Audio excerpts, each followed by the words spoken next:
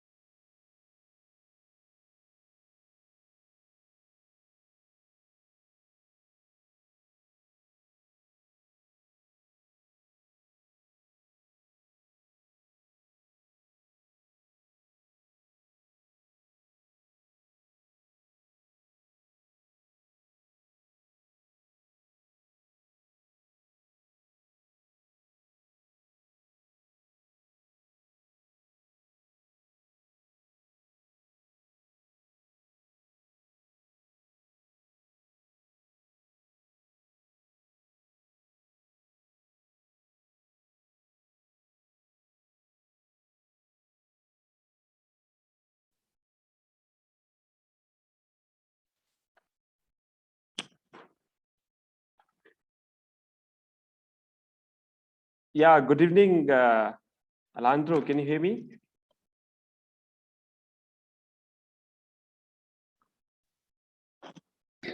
Mahesh, yes, I can hear you. Can you hear me? Yeah, I think that sounds good.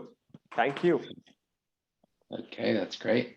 Yeah, we'll start the program within 3 to 4 minutes. I think still people are joining because it's morning time in India. Yeah, thank you.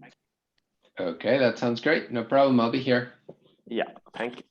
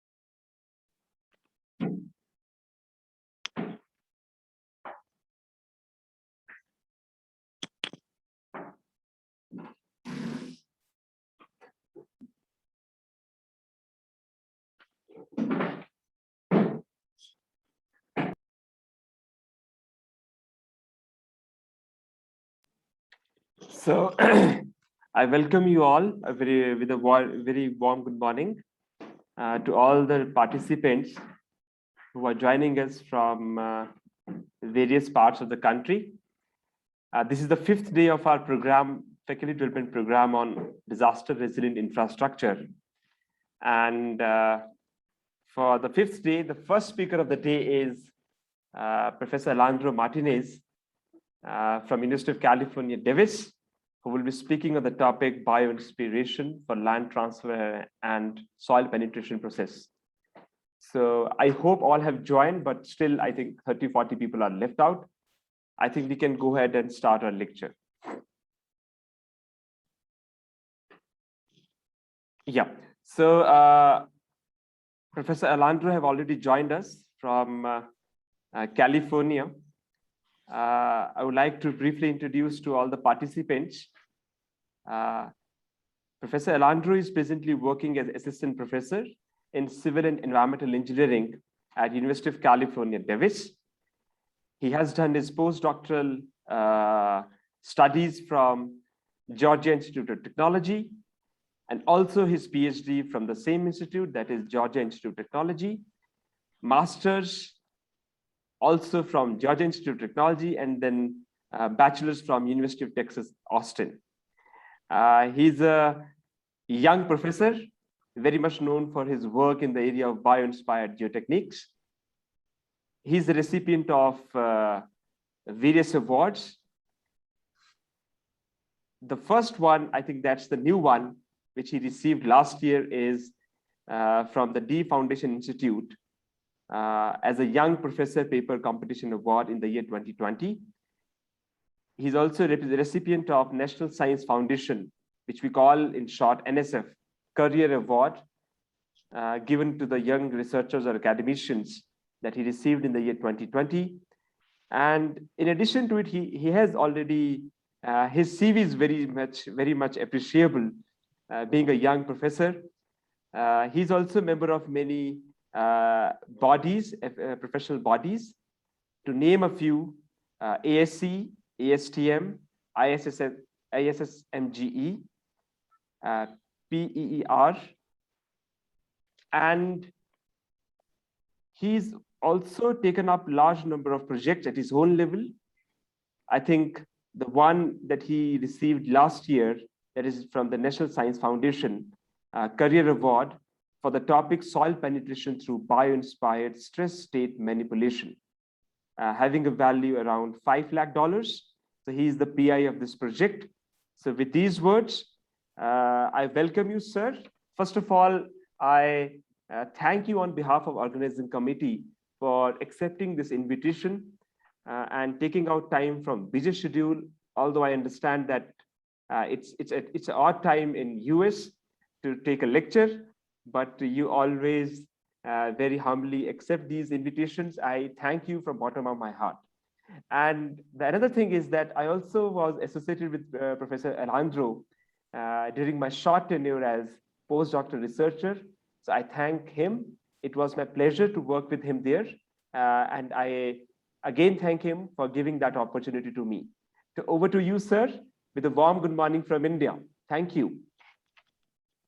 Hey, thank you. Thank you, Mahesh, for the very, very kind and warm words. I'm also very happy to have the opportunity to participate in your faculty development workshop. And thank you again for the very nice introduction. It was very nice to have you here, even though it was a little on the shorter side, but I know that you had a great opportunity. So okay, so I'm going to share my screen, and so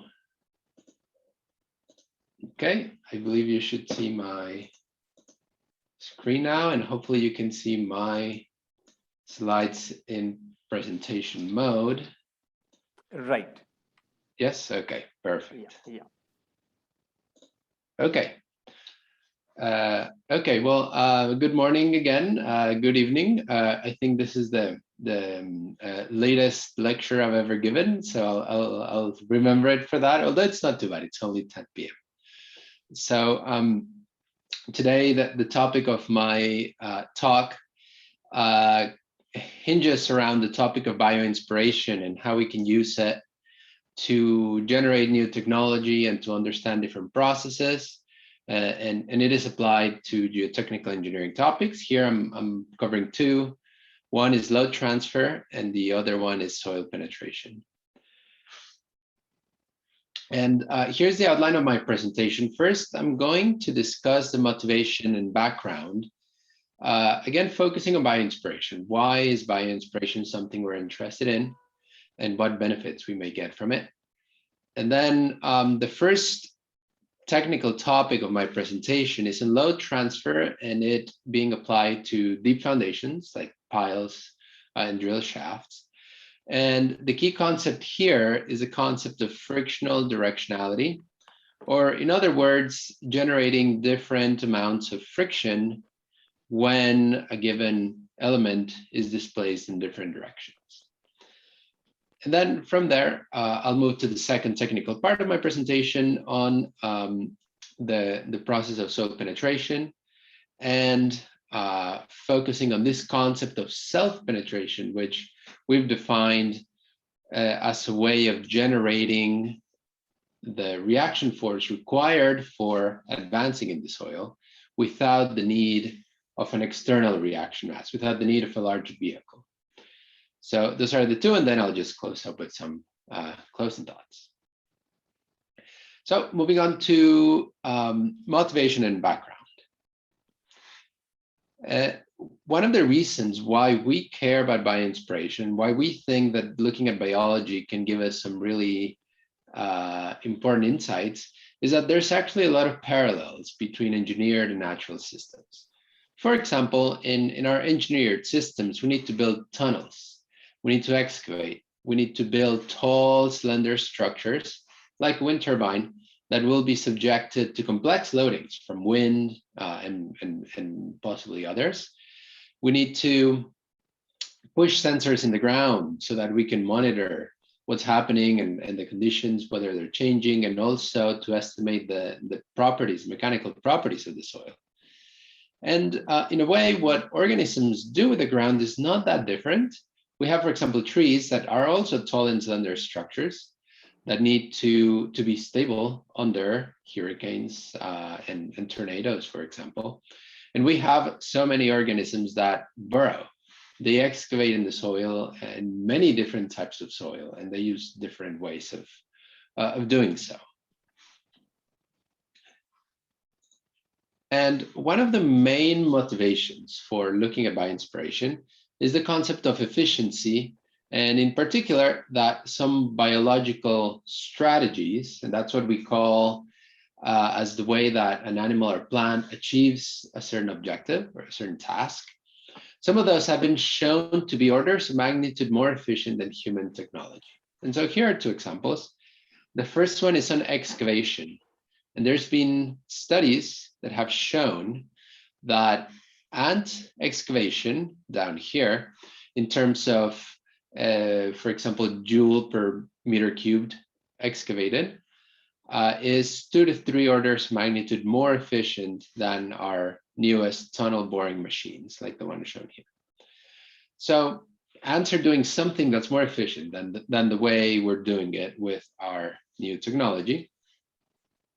And another example is in anchorage. And if we compare the efficiency of anchorage systems, here we have 3 types of rootstocks, 3 different trees. We perform pull-out tests on them, and we calculated their efficiency in terms of capacity per volume or capacity per mass. Those are about 10 times greater than micropile systems. And so some of the questions are, how do the organisms do this? And how can we, or what can we learn from those processes to then adapt to our technology? But maybe you're already thinking about this. The way that an ant excavates, for example, is very different than the way that a tunnel boring machine excavates. The skills are very different. An ant picks a grain or 2, or maybe clumps of 5 at a time, whereas with a tunnel boring machine, we excavate large volumes. And the same thing with anchorage. A tree, the roots are its foundation, but they grow slowly. They take many years. Whereas with a micropile system, for example, we install those in a matter of hours. So there's differences, and we need to consider those differences.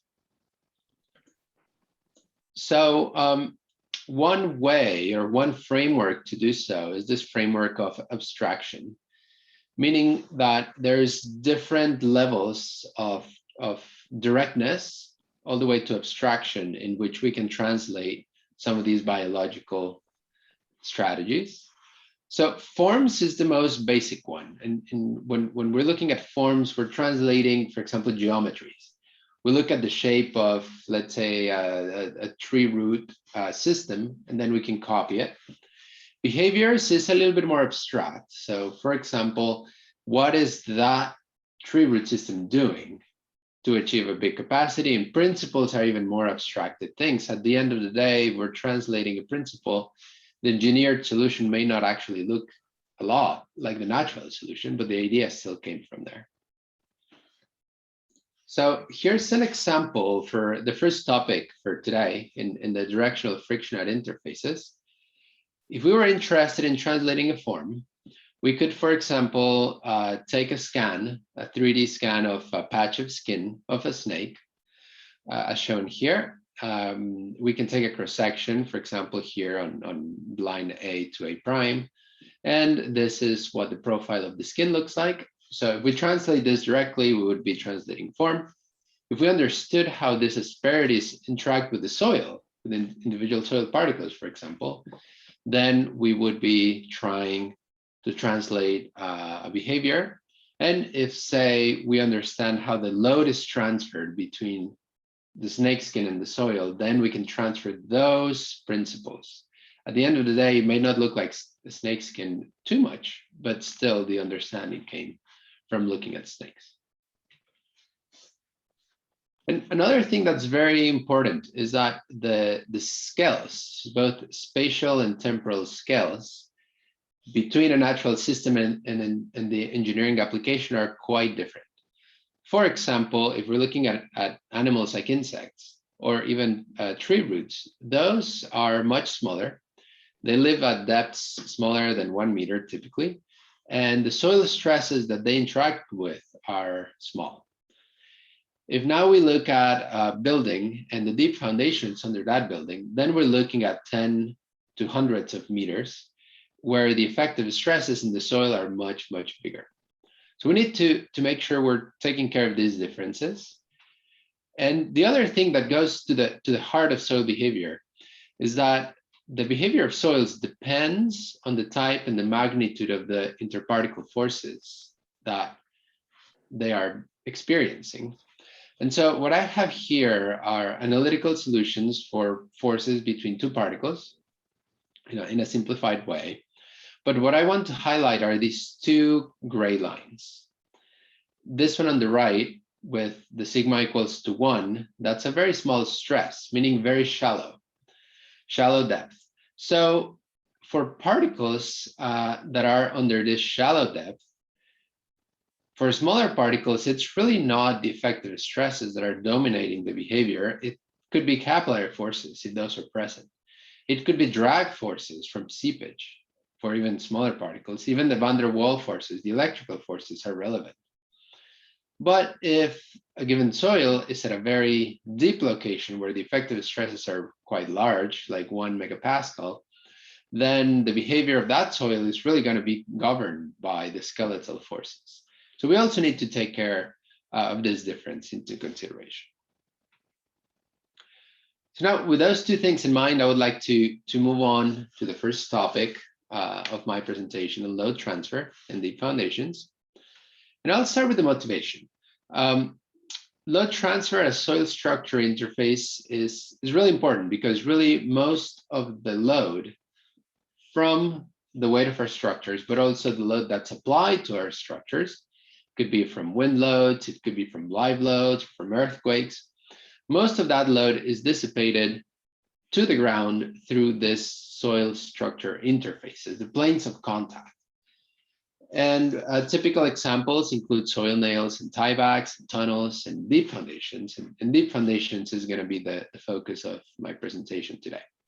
I really like these images from Hayward Baker, the company, because it kind of shows from an unusual angle where all of those interfaces could be. More specifically, we're interested in the fact that foundation elements can be subjected to loads in opposite directions during their installation and service life. And this kind of creates a dilemma, because on one hand, I would like for the frictional interactions, the skin friction, to be small, because a small skin friction means that it's easy to install. So it would be cheap and fast to install these foundations. But at the same time, I want that skin friction to be high, because high skin friction translates to high capacity.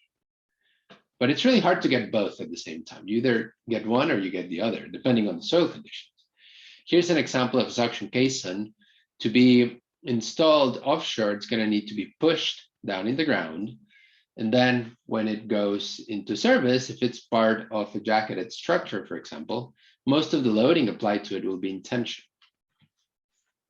Here's a few other examples. A pile that we're driving. If we're driving the pile, then the resistances will be upward, resisting the installation. But then if we load it in tension, then it'll be the reverse. The skin friction will shift directions. The suction caisson I already described. And then the third example here is a pile in settling ground, like when we have down drag. We also have forces acting in different directions along the length of the pile. So keeping in mind bioinspiration, then we looked at nature and we searched for different organisms that have kind of solved this problem. The question was, how do organisms transfer different amounts of friction in different directions? And so there's examples, for example, in the feet of geckos, the lizards that are really efficient of climbing vertical walls. They have these hairs. Shark skin is also very anisotropic, as well as beetle, the feet of beetles as well. And even grass leaves, they have this thorns that are oriented in a way that they can get caught in certain directions, but not in the others. Now, a lot of these solutions rely on flexible materials. Materials need to deform and bend. And that can create a problem with deep foundations, because the stresses in deep foundations are quite high. And so we usually use concrete and steel and stiffer materials for that. So we're not usually relying on materials bending too much. So then we looked at snakes, because snakes do rely on the geometry of their skin, and in particular their ventral skin, which is the skin on their belly. And so this is our model organism. We looked at snakes, and in particular we found, and this is well known in biology, that snakes are quite efficient at moving or interacting with both solids as well as particulate materials. And they're actually amazing. Snakes can swim. Snakes can even quote unquote fly. They can move fast. They can move slow. Different types of soil as well. So now we're looking at snakes, and we're wondering, or the questions we want to answer are, what is the range of frictional directionalities that can be moved, that can be mobilized at soil structure interfaces? Are we talking about a difference of 5%, 20%, 100%? And the second question is, how can frictional directionality be applied towards the foundations? So again, looking at the ventral scales of a snake, those are the ones on the belly, the bands that go transversely across the snake. They control the frictional interactions with the soil. Basically, they control whether they transfer a lot of friction or a small amount of friction. And this is, again, a 3D scan of a patch of skin of the snake. And this is a cross-section along that patch of skin. And so now I need to introduce two terms that come from biology. One is a caudal direction. That's a direction of movement. And that's when the scales move, or rather, I'll say it in the other way, the particles move with the scales towards the tail of the snake. So if a particle was here, then the particle would go up this milder slope, and then fall, and then go up again. And this direction is usually associated with smaller friction coefficients. And then the opposite is a cranial direction, where now the particle would be here, and the particle is encountering this very sharp slope. So then we're moving against the scales, and this direction usually mobilizes higher frictional resistances. So I'll keep this small diagram in the top just to kind of remind of these concepts. Cranial is when the surface moves to the right relative to the particles, so the particles encounter that sharp edge. Caudal is when the surface moves to the left, so the particles encounter the milder slope.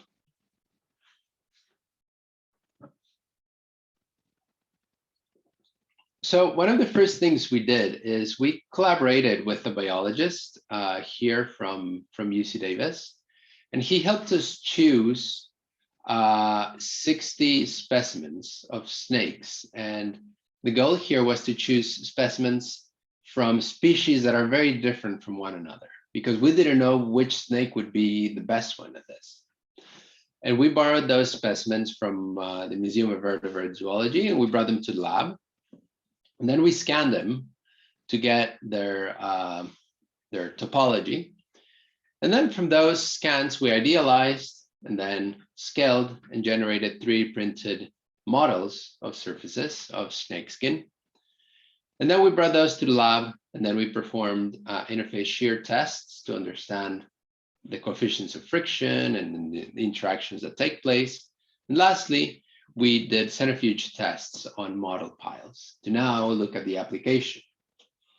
I'll just take a moment here to say that I'll come back to the more fundamental bioinspiration side at the end of this section. So for the next few slides, I'll focus more on the geotechnical side of the problem. So in our experiments, we used the shear box interface shear machine that you can see here. It's a simple experiment. We basically have a soil specimen in this box, and we apply vertical force with an actuator, and then we apply horizontal force to shear the soil. We tested a number of different sands, fine sand and medium sand, both loose and dense. But today I'm going to only focus on this Ottawa 2030, which is a sub-rounded sand at a medium dense state.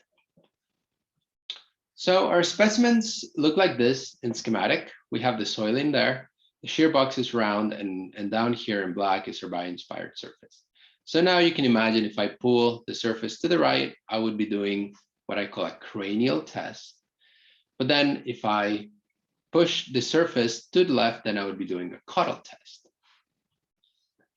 And so we varied the height and the length of the asperities quite a bit.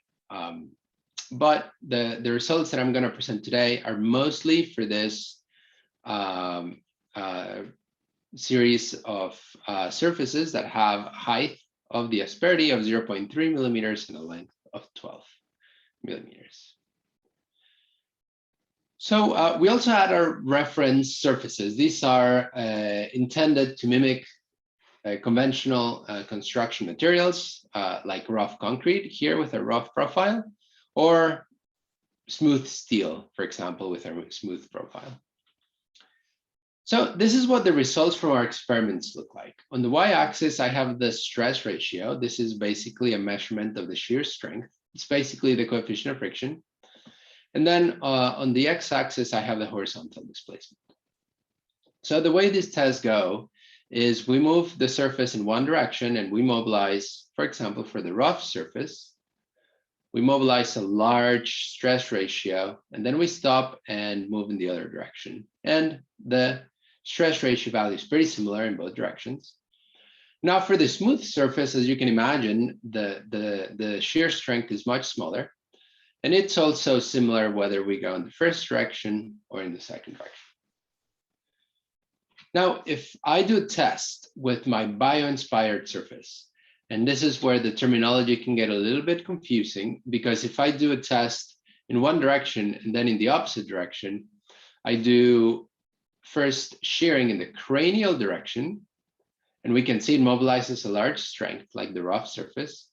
And then if I turn around, I now go in the caudal direction. So now I mobilize a smaller strength like this smooth surface. And so really this is a concept of frictional directionality. The fact that the same surface in the same test, in the same application, can generate different amounts of shear strength depending on the direction in which we move it. We can basically run the opposite test where we first shear caudal. And so we have a smaller strength, and then we change the direction and we go cranial. Now we have a higher strength. So this is a very similar set of results as I showed you. We have the rough profile shown here in black, mobilizing a large shear stress. The cranial direction in blue mobilizes a very similar shear stress. But then when I turn around, the blue line is now coming in the caudal direction, and now it mobilizes a smaller strength. The red line is just the opposite test. First caudal, so smaller strength, and second cranial, so large strength. We know that soils, when they shear and when they deform, they also like to change volume. So there's the whole concept of dilatancy. And so we also observed direction dependence on the dilatancy. This is the vertical displacement. So in other words, how much the soil is growing or expanding or contracting. So positive values here mean expansion. So the cranial direction behaves very similar to the rough, a lot of dilation. On the other hand, the caudal direction here in the red on the first line, it doesn't dilate quite as much. And so here we're also seeing that the same surface with the same sand at the same density can either dilate a lot or dilate less, depending on the direction in which we move it. So next thing we did is we performed a series of tests at different normal stresses because we wanted to define the failure envelope. We wanted to find the friction angle of these interfaces. And what we found is that there are two unique interface friction angles. Those are 32 degrees for the cranial side. Those are the black data points. And 26 degrees for the caudal side. Those are the gray ones. And so this is my typical shear stress, normal stress space. And here we're showing that the same surface can have two different friction angles depending on the surface. Depending on the direction in which I move it. One of the nice things is that this is independent of the sequence. So if I do a test where I first shear in the caudal direction, I would have a smaller friction angle as shown by the slope. It would be the tangent of the interface friction angle in the caudal direction. But then in the cranial direction, in the second one, I would have a greater friction angle. And this gray line shows just the average of both slopes, and it kind of shows what the bias is. I can flip, and if I ran a test the opposite way, first cranial and then caudal second, these lines would basically just flip and rotate about the x-axis. So now we kind of quantified the differences in the strength. The next thing we wanted to do is to understand why. What are the mechanisms that lead to this difference?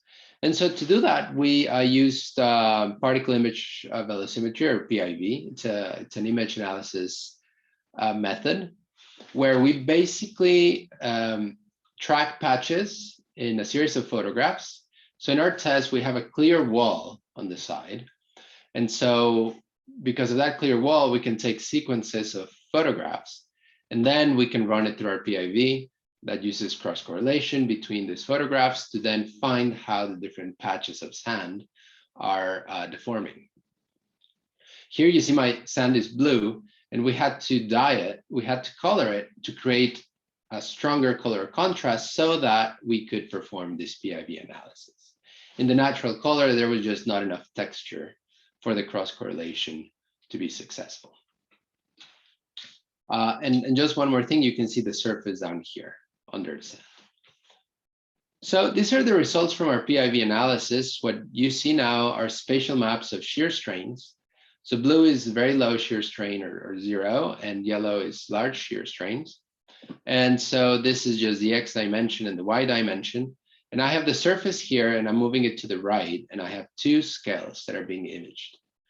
So if I shear in the cranial direction, what I see is that I develop two zones of concentrated deformations.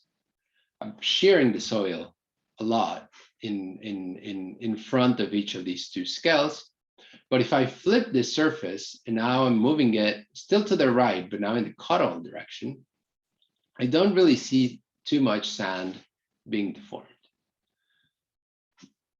So this is the mechanism really that's leading to that difference in strength, that in the cranial direction, I shear a greater amount of soil. And I can look at the results in terms of the volumetric strains, so change in volume. And what I see is that ahead of the asperities, there's a significant amount of dilation, also indicating that there's a high amount of deformations, which I don't see quite as much on the Cottle test over here. So a few takeaways from this few slides is that if I run these tests on my snakeskin inspired surfaces, the friction angle mobilized in the cranial side is about 25% greater than on the caudal side.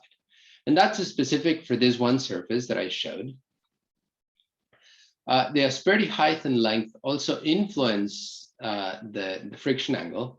I did not include the results here today just for the sake of time, but basically greater height led to greater strength, as we would imagine, but then a smaller length also led to a greater strength.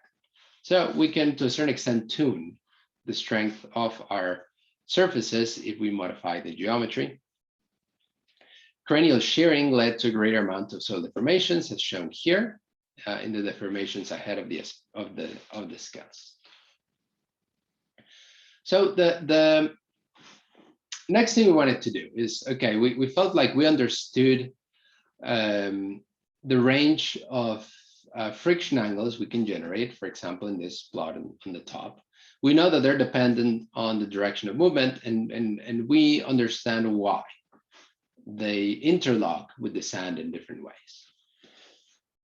So we wanted to test this, and we wanted to see how would a pile with snakeskin inspired surface would behave. And to do that, we use the centrifuge that we have here at UC Davis. It's a 9-meter radius centrifuge. That's part of the Center for Geotechnical Modeling. So you can see here a picture of the centrifuge and a few people for scale. For those of you that may not be familiar with the centrifuge, this arm basically spins, and over here in the bucket, that's where the experiment goes. That's where our piles go with our deposit of sand. And so as this arm rotates, the bucket will, like my wrist, it will change its orientation, and then it'll be pointing out. And so the whole goal of doing that is to increase the acceleration that our experiment is experiencing. We usually do it at 20 times Earth's gravity, or 30 or 40, all the way to 80. So it depends on the application. Here's a picture of the experiment of what's inside the bucket. We have this deposit of sand that has a medium density. And then we have a pile that has internal strain gauges, and we're also tracking the force and the displacement at the pile head. And so we performed these experiments at 30 times Earth's gravity, and we used a poorly graded sand. And then the soil deposit in prototype scale is 15 meters. And we pushed the piles by quasi-static advancement. And we also did monotonic and cyclic loading, although today I'm mostly presenting on the monotonic. Just a little bit of background on how centrifuge works and why we do it. We use centrifuge modeling to do model scales that have a stress magnitude and distribution that is representative of the field conditions. And that's important because soil really cares about the effective stress that it's experiencing. So that's why we do this. And so, for example, we have a prototype we're trying to model. Let's say this is our prototype. It has a length of LP, P for prototype. So I can calculate the normal stress at any depth D, along my prototype by doing this product of the density times gravity times the depth. Right? And so for this example, let's say I'm going to use a gravity of 2 times Earth's gravity. And this allows me to shrink my model by a factor of 2. And here's how that works. Now, I have my centrifuge model. It has a length of LM. And so I can go to a depth of D divided by 2. That's the same D, but then I'm dividing it by 2. And so the equation of stress would be rho times 2G, because I'm applying 2G. But then the depth is divided by 2. So I end up with the same stress than my prototype. So you can imagine how instead of doing it at 2, I can do it at 30. So then instead of modeling a pile that's, let's say, 30 meters long, what I need to do is to model a pile that's 1 meter long and subject it to a gravity of 30 times Earth's gravity. So that's the whole idea. So anyways, I go back to my centrifuge. This is, again, the picture. One of the things we usually do at the beginning is to do cone penetration tests in the centrifuge to characterize the material. So we pluviated, we deposited the sand at a medium dense state. And so now we want to verify it. So we do CPT soundings and we get tip resistances that are in the range that we would expect for sands, between 10 and 30 megapascals. And also, this also shows that we have a nice uniformity in space in our model. Our piles look like this. We had 3 snakeskin inspired piles and also 1 rough pile, and the rough pile serves as a reference. The prototype length of our pile is 10.5 meters and the diameter is 0.6. And we have 5 internal strain gauges. And here you can see the cables coming out of the internal strain gauges. And we textured the piles for cranial and caudal installation. So here you can see a close-up of the piles. This pile on the left, when we push it into the soil, we would be doing a cranial installation. In other words, the sand would encounter the sharp edge. But then the same pile, if we pull it, we would be pulling it in the caudal direction, now that the sand would be able to slide. This is the other pile. If we install it, this one will be easier to install. And then if we pull on it, then there'll be more interlocking between the scales and the sand. So this is the sequence of our experiment, and this is just a time series to show you. On y-axis, I have the head load on the pile. And then on the x-axis, I just have the time. So first, I just install both piles.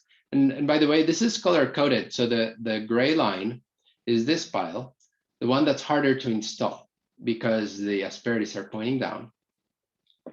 So this pile is harder to install, greater forces, than the pile in black that I'm installing in the caudal direction. And so I finish my installation, and then I have a brief period of rest. And then I can do a pull-out test. So then I apply tension.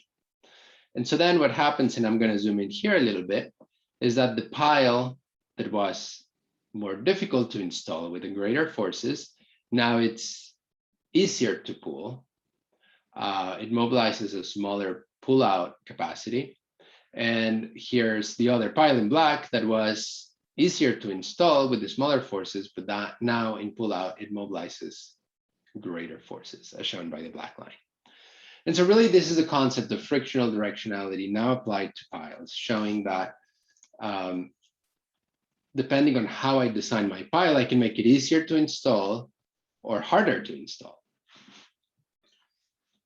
So these results now will show load distributions with depth. On the x-axis, I have the force. And so on the right, I have the force during installation. On the left, I have the force during tension after I install the pile. And then on the y-axis, this is the depth. So this is basically how much force reaches different depths along the pile. So when I finish installing the 3 piles, the 3 of them have very similar base resistances, somewhere between 5.5 and 6.2 meganewton. But we can see that the real difference comes from the shaft resistance. The red pile, that was the reference rough one, mobilizes the largest forces during installation, total installation force of about 10 meganewton, followed by the one that I installed cranially, just under that, about 8.5 meganewton. And then this is the caudal installed pile, the one in black, smaller installation forces, about 6 meganewton. Now, the same pile, I basically now start pulling on it. And so now I see that the trend reverses. The pile that was easier to push, the one in the black, now it's the one that's the hardest to pull. It mobilizes the greatest amount of pull-out capacity.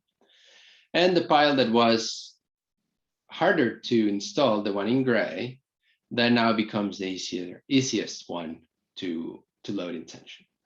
So now we're showing that the orientation of the scales really affects the capacity of piles. We can take a closer look and now look at the skin friction and how it changes with depth. And please bear with me. I know there's a little bit of scatter in this plot. And so I'll point out to the trend lines to draw conclusions from here. Here on the x-axis is local skin friction, so shear stress at different depths as a function of depth. And for my rough pile, when I install it, I mobilize this shear stress that's bigger than the one that I mobilize when I pull on it during a tensile test. The ratio of those two is about 54%. And this is quite typical of piles in the field. My second pile, the one that I installed cranially during installation, it also mobilized greater strengths during pullout. And that ratio is about 0.52. And here I was really happy and excited when I saw these results. The trend totally reverses. The skin friction locally during the pullout, it's about 2.4 times bigger than during the installation. And so now this pile, the one in black, is a pile that would be a lot easier to install than it would be for it to fail in tension. But now here's another question. From my laboratory experiments that I showed at the beginning, the difference in friction angle was just 25%. So that doesn't fully explain how I end up getting this difference of 2.4 times in my piles. So there's something else going on with my piles. And so the most likely reason would be changes in the radial normal stress acting on the pile. And those changes depending also on the orientation of the texture. So a few takeaways from the centrifuge tests is that the skin friction magnitude as well as the distribution with depth depends on the direction of loading relative to orientation of the bioinspired texture. Then while the interface friction angle in the cranial side was about 25% bigger, the frictional directionality that we observed in our experiments was a lot bigger. So this suggests that the normal stresses are changing. And we also have additional questions about the degradation of the capacity due to cyclic loading. So to try to answer these questions, we looked at the constant stiffness model for the boundary conditions. This is a relatively simple model. It looks like this. This is a pile on plan view. So we basically have our pile, and the soil that's in the far field, we model it by using these springs that have a constant normal stiffness. And that constant normal stiffness K of those springs depends on G, which is the shear stiffness of the soil, divided by D, which is the diameter of the pile. Now in a side view, it looks like this. I have the pile, and there's the soil particles around it, but in the far field, the soil is acting as an elastic boundary with a stiffness K. And so that K is linked to the normal stress. And then we model this as a soil element that also is linked to a spring that has a stiffness K. And so if we take this and turn it around on its side, then it basically looks like this. In the center, I have the soil element, and I have the spring with a spring constant K, normal effective stress. And this delta, the delta is the volume change of the soil. Especially if the soils are dense, they'll tend to dilate. And so that feeds to this equation down here that basically links the evolution of the normal stress to the normal stress and the stiffness K and how much the soil is dilating or contracting. So now the stress and the soil dilation are linked the way they are actually in the field when we have a pile. And this is important because especially when we have cyclic loading of piles, that can lead to progressive contraction of the soil. And that progressive contraction will result in reduction of the effective stresses that can lead to a catastrophic failure. So some of the questions we want to answer here is, if there is a bias in the cyclic failure of piles that have snakeskin inspired surfaces. And so we turn now to laboratory to try to answer this question.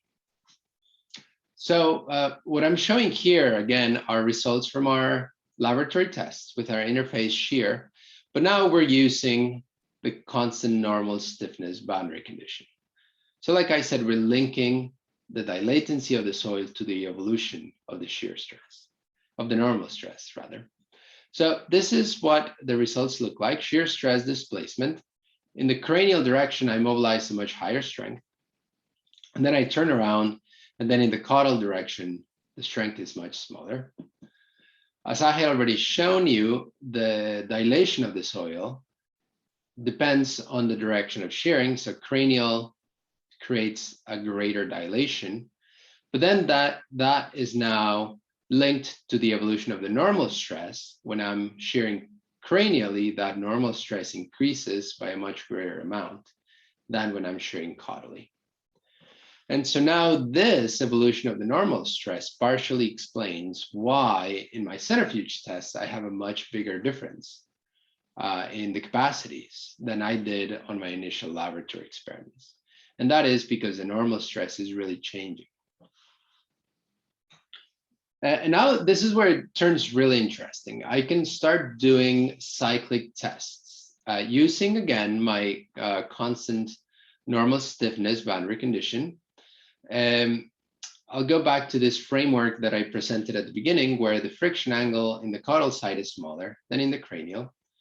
So if I do this test, I'm basically going to start at this normal stress, and I'm just going to start shearing back and forth with the same amplitude of shear stress.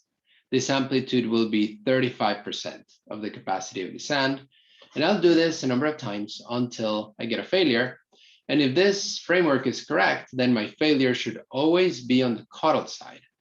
And that's because the friction angle on the caudal side is smaller. So let's test that. What you're seeing here are the results of the experiment: shear stress, horizontal displacement. This is a cyclic test. So I just go back and forth, back and forth, back and forth with this amplitude of about 25 kPa. First caudal, then cranial, first caudal, then cranial. Here, what I'm seeing is just progressive contraction of the soil. The soil keeps compacting little by little. And now, because the volume change behavior is linked to the stress, compaction leads to a decrease in the effective normal stress. So it decreases, decreases, decreases until I touch the failure envelope on the cranial side, and that's where I get this pullout failure. We also ran the opposite test just to make sure. Now we're starting in the cranial direction first and then caudal. Cranial, caudal, cranial, caudal a bunch of times we also get this progressive contraction. And that contraction causes the decrease in effective stresses. At some point, I touch the failure envelope on the caudal side, and that's when I get the failure. So this framework seems to work. And so now we can make it even a little bit more interesting by running a cyclic test, but with a bias. And I bias it on the stronger side because I want to know how much bias I need before I don't fail on the caudal side, right? How much bias I need until I fail on the cranial side. So what I'm gonna do is I'm gonna add some initial static shear stress, and then I'm gonna cycle around that bias shear stress. And these are the results of that experiment. I start with a bias of 10%. So now you'll see that these curves are not symmetric. They're biased towards the cranial side. And so the shear stresses are bigger on the cranial side than on the caudal. I start contracting, contracting, contracting. But here I accumulate much bigger displacements, up to 3 millimeters. And I almost touch the failure envelope on the cranial side, but I don't. I actually fail on the caudal side. So 10% is not enough. We can go to 15% and see what happens. And the behavior completely changes. When we go to 15%, then most of the deformations accumulate now on the cranial side, as we see here. We still get a fair amount of contraction, and we end up reaching the failure envelope on the cranial side, and that's where we fail. So takeaways from this first section of my presentation are that greater increases in normal strength, in normal stress, are observed in the cranial side during monotonic loading, and that explains the much bigger strength in our piles. Under our symmetric cyclic load, the failure always took place on the caudal direction, and that's because of the smaller friction angle. But if we use the bias of about 15%, then we can actually change the direction of the failure. And we actually recently finished a series of cyclic centrifuge tests. You can see our pile over here. And so we did experiments with this pile, and now we're also investigating not only in the laboratory, but also in the centrifuge, how the piles respond to cyclic loading. And that is relevant again to offshore infrastructure, for example, for jacketed structures that support either oil platforms or wind turbines. The type of loading that they experience from the waves and the tides is mostly axial, but it's highly cyclic. So that's why we're interested in this specific application.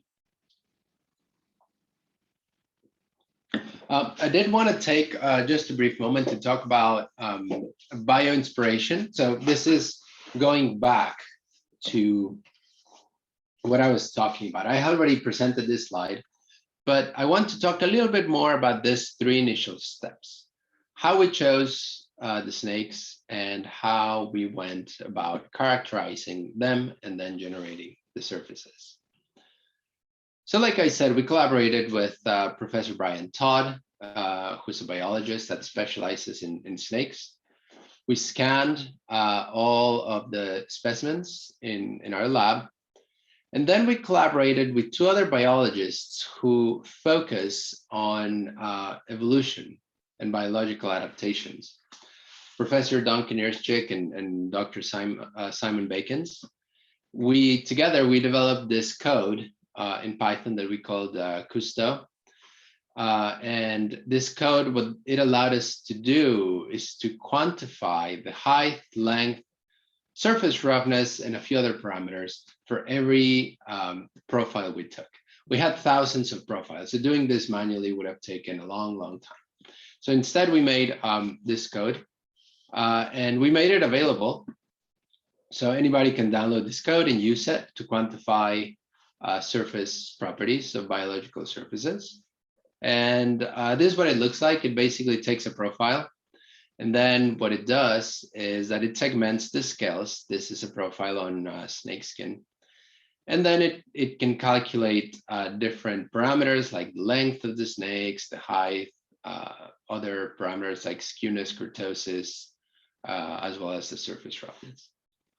So all of this data we obtained from many different snakes.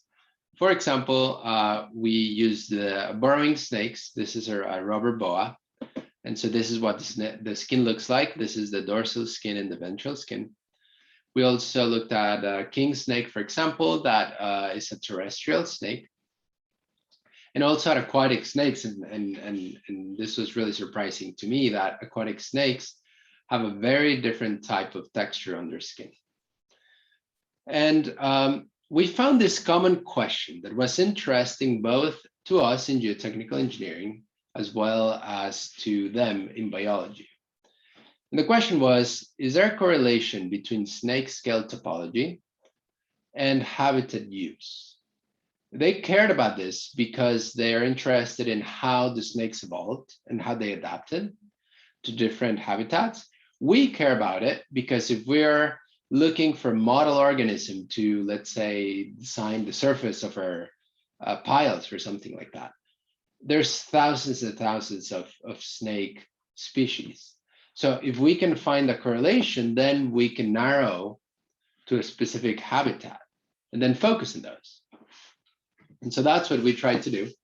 So we performed this analysis and we found some trends. Here, what I'm showing is the skin roughness, the scale height and scale length for 4 different types of snakes: aquatic, arboreal, terrestrial, and these are burrowing ones, the yellow ones. So one of the trends we found was that the burrowing snakes had a smaller surface roughness than the rest. And I guess that makes sense. If these snakes are going to be burrowing, they're going to be moving in tunnels, it would be more beneficial for them not to generate friction on the sides along the tunnels. So that's this one. And then we also found that the scale height is statistically greater for snakes that live on trees than those that burrow. And that also makes sense because the arboreal snakes would have to grab on the tree so they don't fall. And so we also found this. So it was very exciting for us to be able to find these trends that were not reported in the literature before. All right, so that's the end for the first section of my presentation on the load transfer and applications to deep foundations. Now I'm going to change topic. So let me introduce the topic first, and then we'll go through the results. The motivation here is that soil penetration and excavation are processes that are very, very common in civil engineering. If we install foundations, for example, we have to push them into the ground. When we characterize sites, we need to deliver sensors to monitor changing conditions and to get the engineering properties. We excavate tunnels. We build foundations onshore as well. Even in extraterrestrial bodies, and you may know this, but the rover that's been in Mars, sorry, not the rover, the lander, the InSight lander, had a lot of issues burrowing and basically delivering the sensors down to the subsurface. And so this is a big issue there. And part of the issue in extraterrestrial bodies is the lack of reaction mass, as well as for offshore drilling applications. And the other motivation is that soil penetration and excavation processes are highly energy intensive, and they actually account for a considerable portion of the environmental impact, as well as economic impact of civil engineering projects. And really, it's not only the fuel that's used to, let's say, install a pile, it's also the need to bring the large equipment to the site and then use the equipment for a month or 2 or 5 months. That is really what the impact is. And then the third motivation for us is that it's challenging to accomplish a site investigation in certain places that are hard to access. And it's hard to take this large equipment there. You can imagine the toe of a dam, and if there's some unstable soil underneath that, if this slope is too steep, we cannot get the equipment there.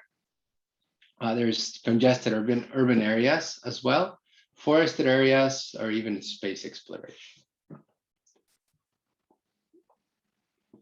So in a similar way, we looked at biology to try to understand how do the animals are able to burrow without using any extra or additional reaction masses. So a few organisms that we looked at are the caecilians. These are a group of amphibians that burrow, and what they do is that they can bend their spine, and by bending their spine, they get kind of fatter, so their whole body becomes an anchor, and then they can strain the spine from the head on, and that's how they advance. Razor clams also deploy an anchor. They basically expand their shell, and so that creates an anchor that then they can use to push forward with their foot to go deep. And also there's a number of earth and marine worms. This is a video of an earthworm in photoelastic material.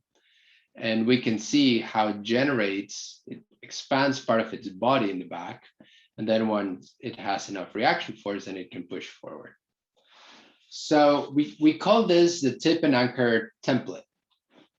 And so some of the questions we're interested in are, what are the relevant soil failure processes, and how can these processes be applied towards in situ testing? So like I said, we have our model organism. They're the marine worms, tree roots, razor clams, for example. We know some of the principles, and the main principle is that expansion of the anchor.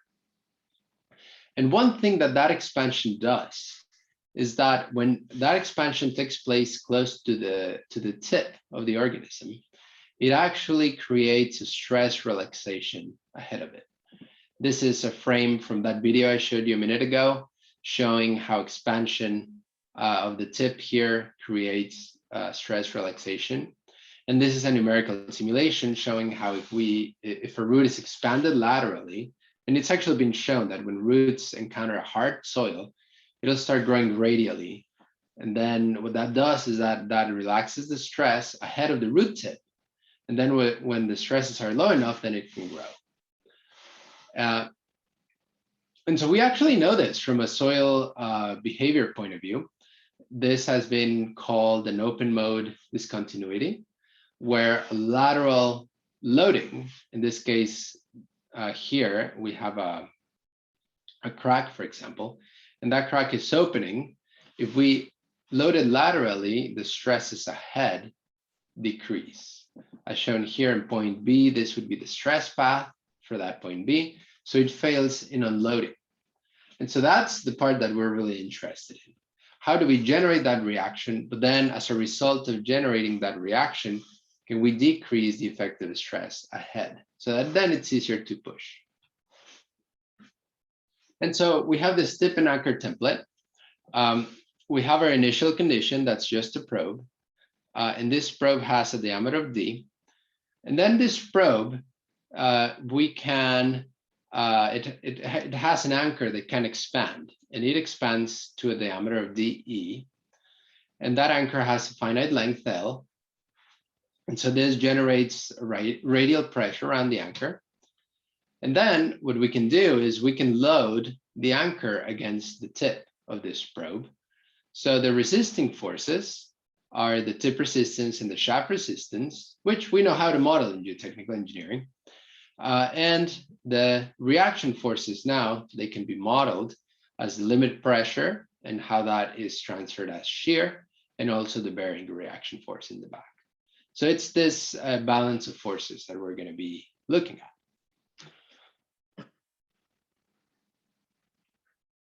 The approach we took for this investigation was through numerical simulation. So in particular, we used the discrete element model, or DEM. What DEM does is that it models each particle in an assembly individually.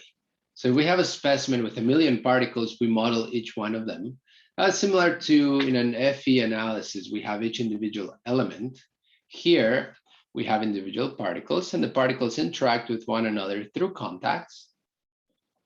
Those contacts have a number of parameters that dictate how the sliders and dampers and springs will behave, that then determine the relationship between deformation and force.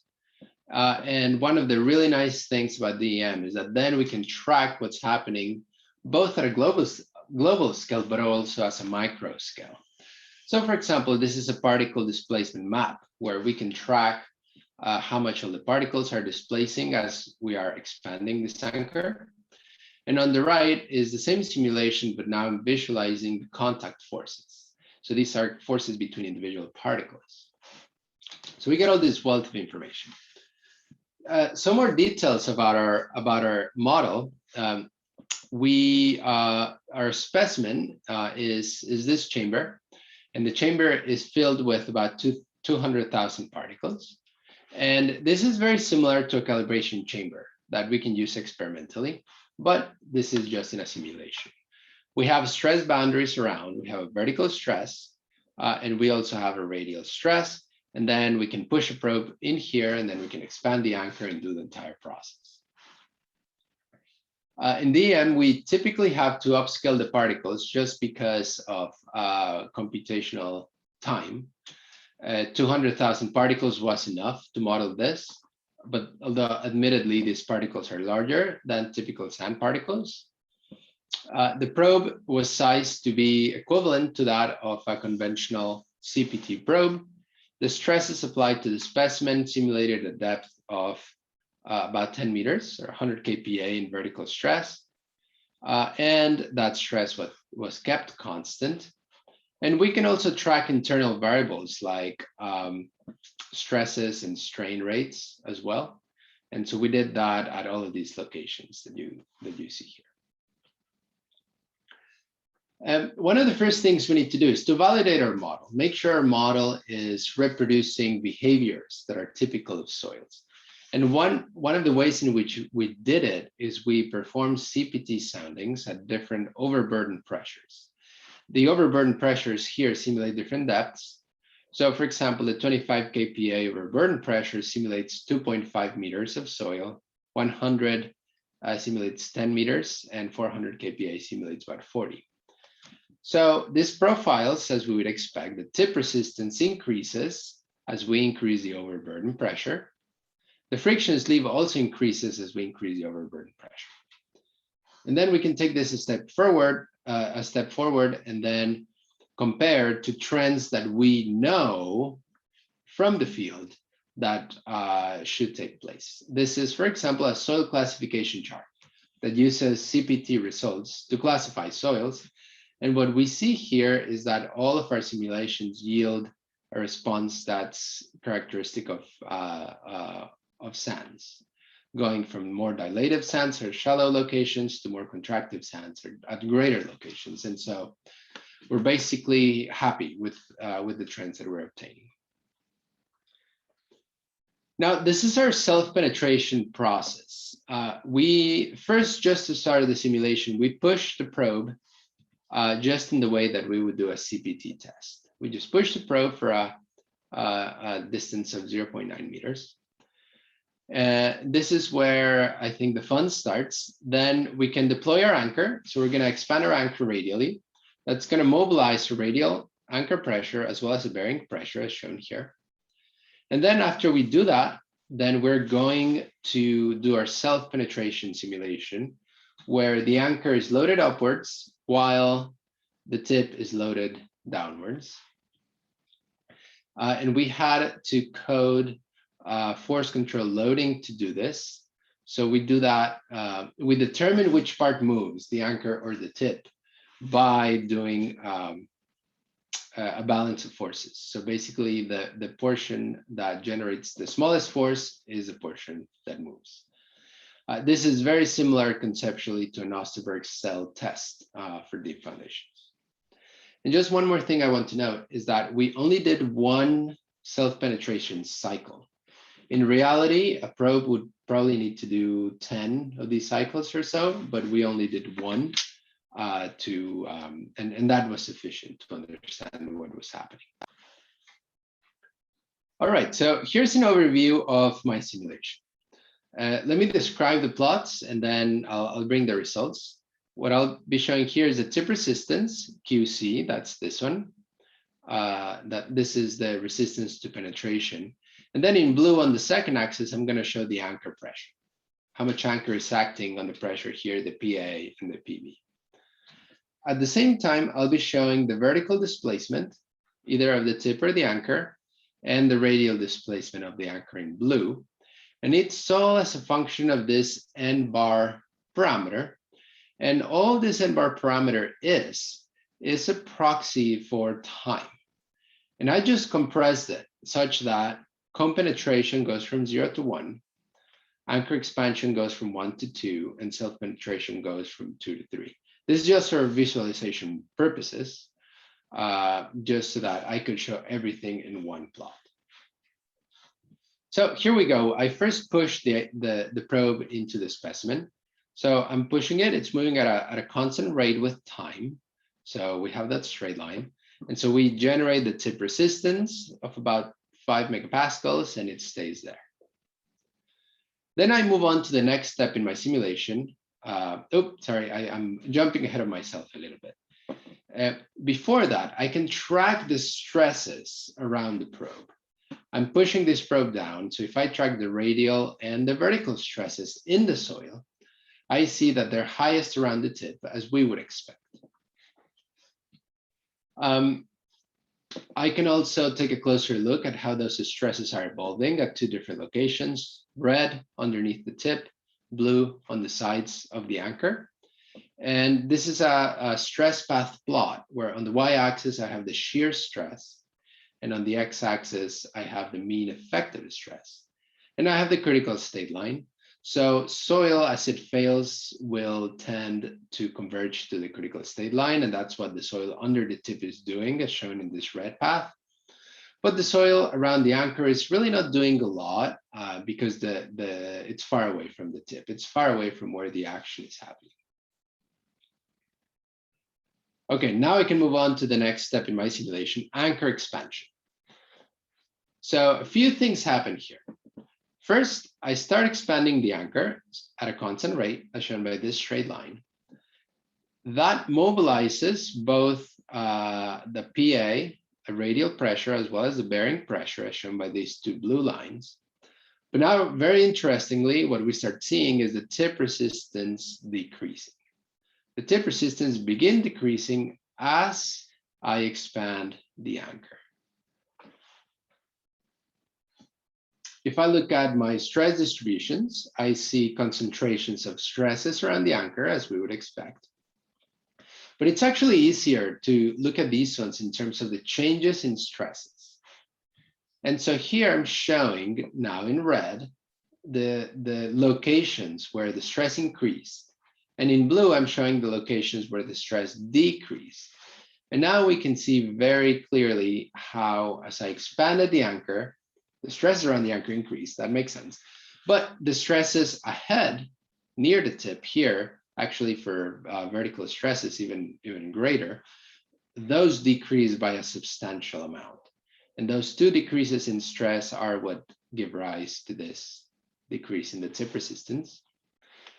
I can also track my stress paths at the 2 locations. At the location close to the anchor, I'm migrating close to the critical state line. But on the other location below the tip, I'm unloading. And so the shear and the mean effective stresses are both decreasing. And now I can go to the 3rd stage of my simulation, the self-penetration.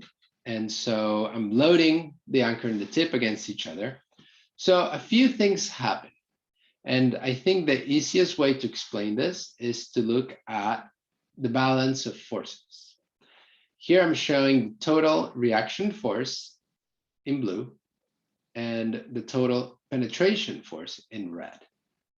So what we see here is that when the blue line, the reaction force is bigger, then the anchor doesn't move. The anchor is strong enough. What moves downward is the tip. The tip is advancing downward. However, at some point, the tip starts increasing, and it increases to a value that's bigger than the anchor force. And so that's when we now see the anchor starts failing. So the anchor starts lifting. And so that's what we see over here. If we look at the stress paths, we see that the pressure around the anchor decreased, but we mobilized the bearing pressure behind the anchor. And we actually see that over here. The solid blue line is the anchor radial pressure, which decreased, but the bearing pressure behind in red increases. And also we see a lot of red under the tip, and that's the penetration resistance here in black going back up. The stress paths show what we expected. The soil around the anchors is unloading, but the soil under the tip is loading.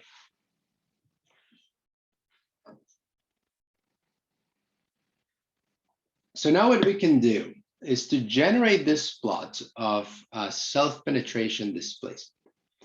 This is basically the difference of the tip displacement minus the anchor displacement. Here, a value larger than 1 means that self-penetration was realized. The tip advanced relative to the anchor, which is good. A value smaller than 0, negative value, means that the anchor is failing and it's lifting.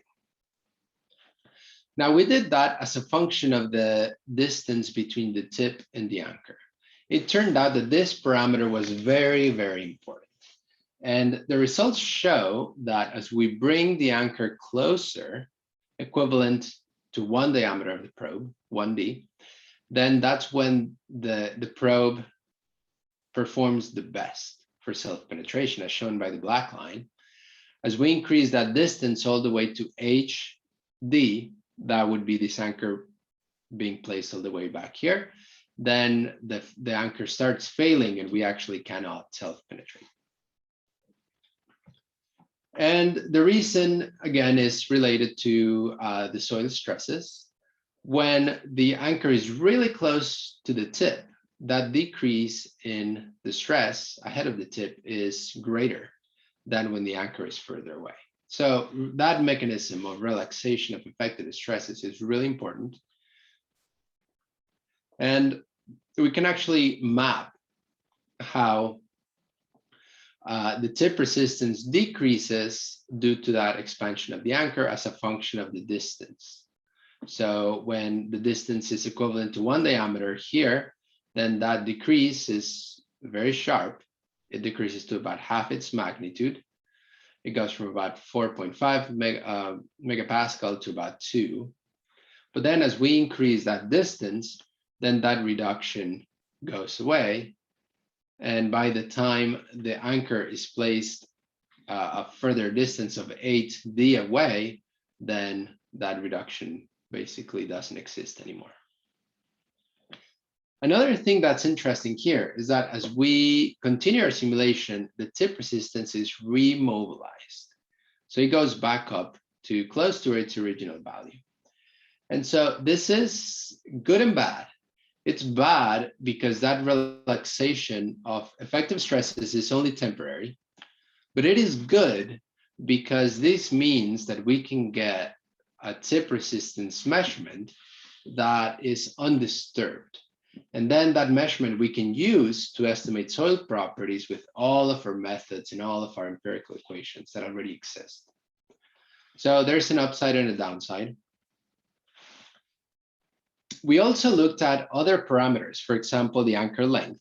And as you can imagine, the longer the anchor, the bigger the force will be on the anchor because the surface area will grow. So that's shown here in the red line. Longer anchors perform better. We also played with the friction angle of the anchor. And as you can imagine, anchors with greater friction angles mobilize positive and greater self-penetration distances. And we also looked at the expansion magnitude. And I didn't touch too much on this, but it's basically how much that the anchor is expanded. And also you can imagine the more we expand the radius, the diameter, the larger the bearing pressure in the back will be. So expanding more is better, and that makes sense. And so these points basically summarize that. We need some conditions, a length This should be bigger. Sorry, that's a typo. Length bigger than 4D, an expansion magnitude of 0.5 or bigger, and a friction coefficient of 0.3 or bigger of our probe. And these are more recent results. So I didn't include everything, but we added one more parameter to this space, which was, what if we had more than one anchor? What if we had two anchors? And so then we have the length of each anchor, and then we have the spacing, as well as the expansion magnitude and everything else. So what we did is we performed a number of simulations. And so here what I'm showing is the expansion magnitude, the distance between the tip and the anchor, and then the spacing. And basically by doing all the simulations, we can identify a plane that separates the configurations that failed, those are the ones in red, from the configurations that succeeded at achieving self-penetration, and those are the ones in red, in black, sorry. So our simulations help us identify these conditions. And so just a few takeaways of this are that the simulated tip and anchor probe was able to self-penetrate in medium dense coarse grained soil. We still need to do an assessment in different types of soil, for example, clays or loose sands, although some of our other work using cavity expansion indicates that the dense sands will be the biggest challenge. Hopefully, we can, in the future, apply this so that we can use smaller rigs in the future. This tip and anchor had they had a significant interaction between one another. Particularly, the tip decreased, the tip resistance, due to the expansion of the anchor. But then once we started doing the self-penetration simulation, the anchor pressure decreased during the self-penetration. The probe geometry also had a very important effect on the self-penetration ability, as I showed in the previous slide. The tip and anchor distance particularly was really important here. After self-penetration, the tip resistance is remobilized. And the good news there is that we can still use this parameter to estimate engineering soil properties. And lastly, we are working on a prototype in collaboration with Contech, which is a company here in the US and Canada, as well as in Australia, I believe, to build a prototype of this probe and then deploy it in sandy and clay sites. So that's the end of the technical part. I just have a few last closing thoughts to share with you. One is that there are really hundreds of biological strategies that address challenges that are analogous to those that we have in geotechnical engineering, and actually probably in many other areas of civil engineering as well.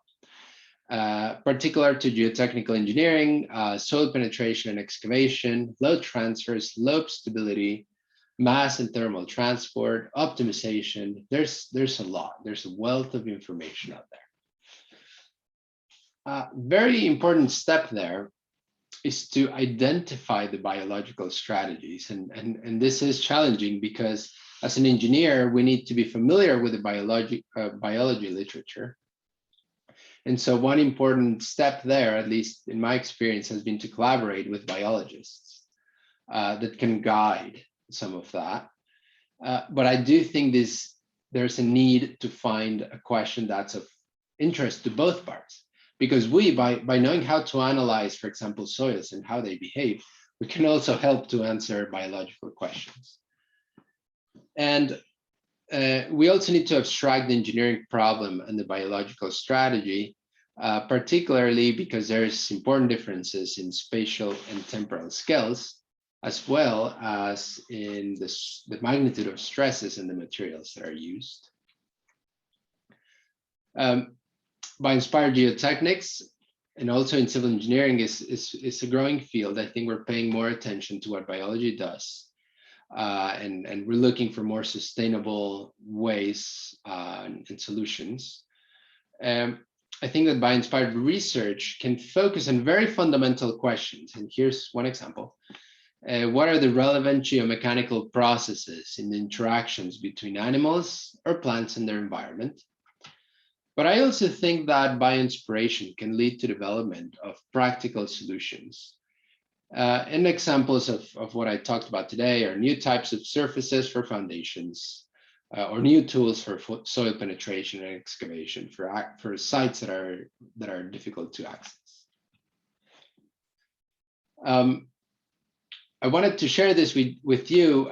We held a workshop on bio-inspired geotechnics 2 years ago now, well, almost 2.5, in May of 2019, which was funded by the National Science Foundation in the US. And we brought together 60 attendees from academia, but also from industry.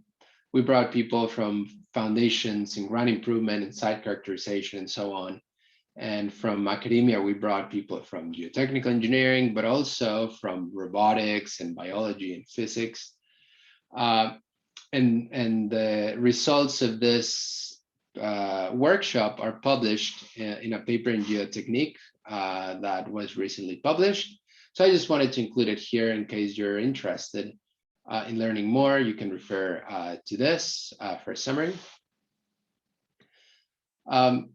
I do want to take a minute to acknowledge the contributions of many people and who have contributed to the results that I showed today.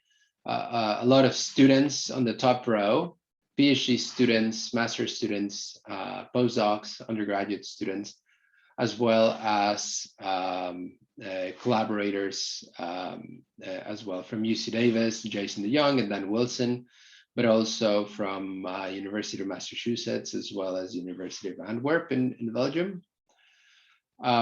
And I also do want to also acknowledge the financial support by the sponsors, the Center for Biomediated and Bioinspired Geotechnics, the National Science Foundation, as well as the Center for Geotechnical Modeling at UC Davis. And with that, that's the end of my presentation. So I just want to say thank you. I appreciate the opportunity.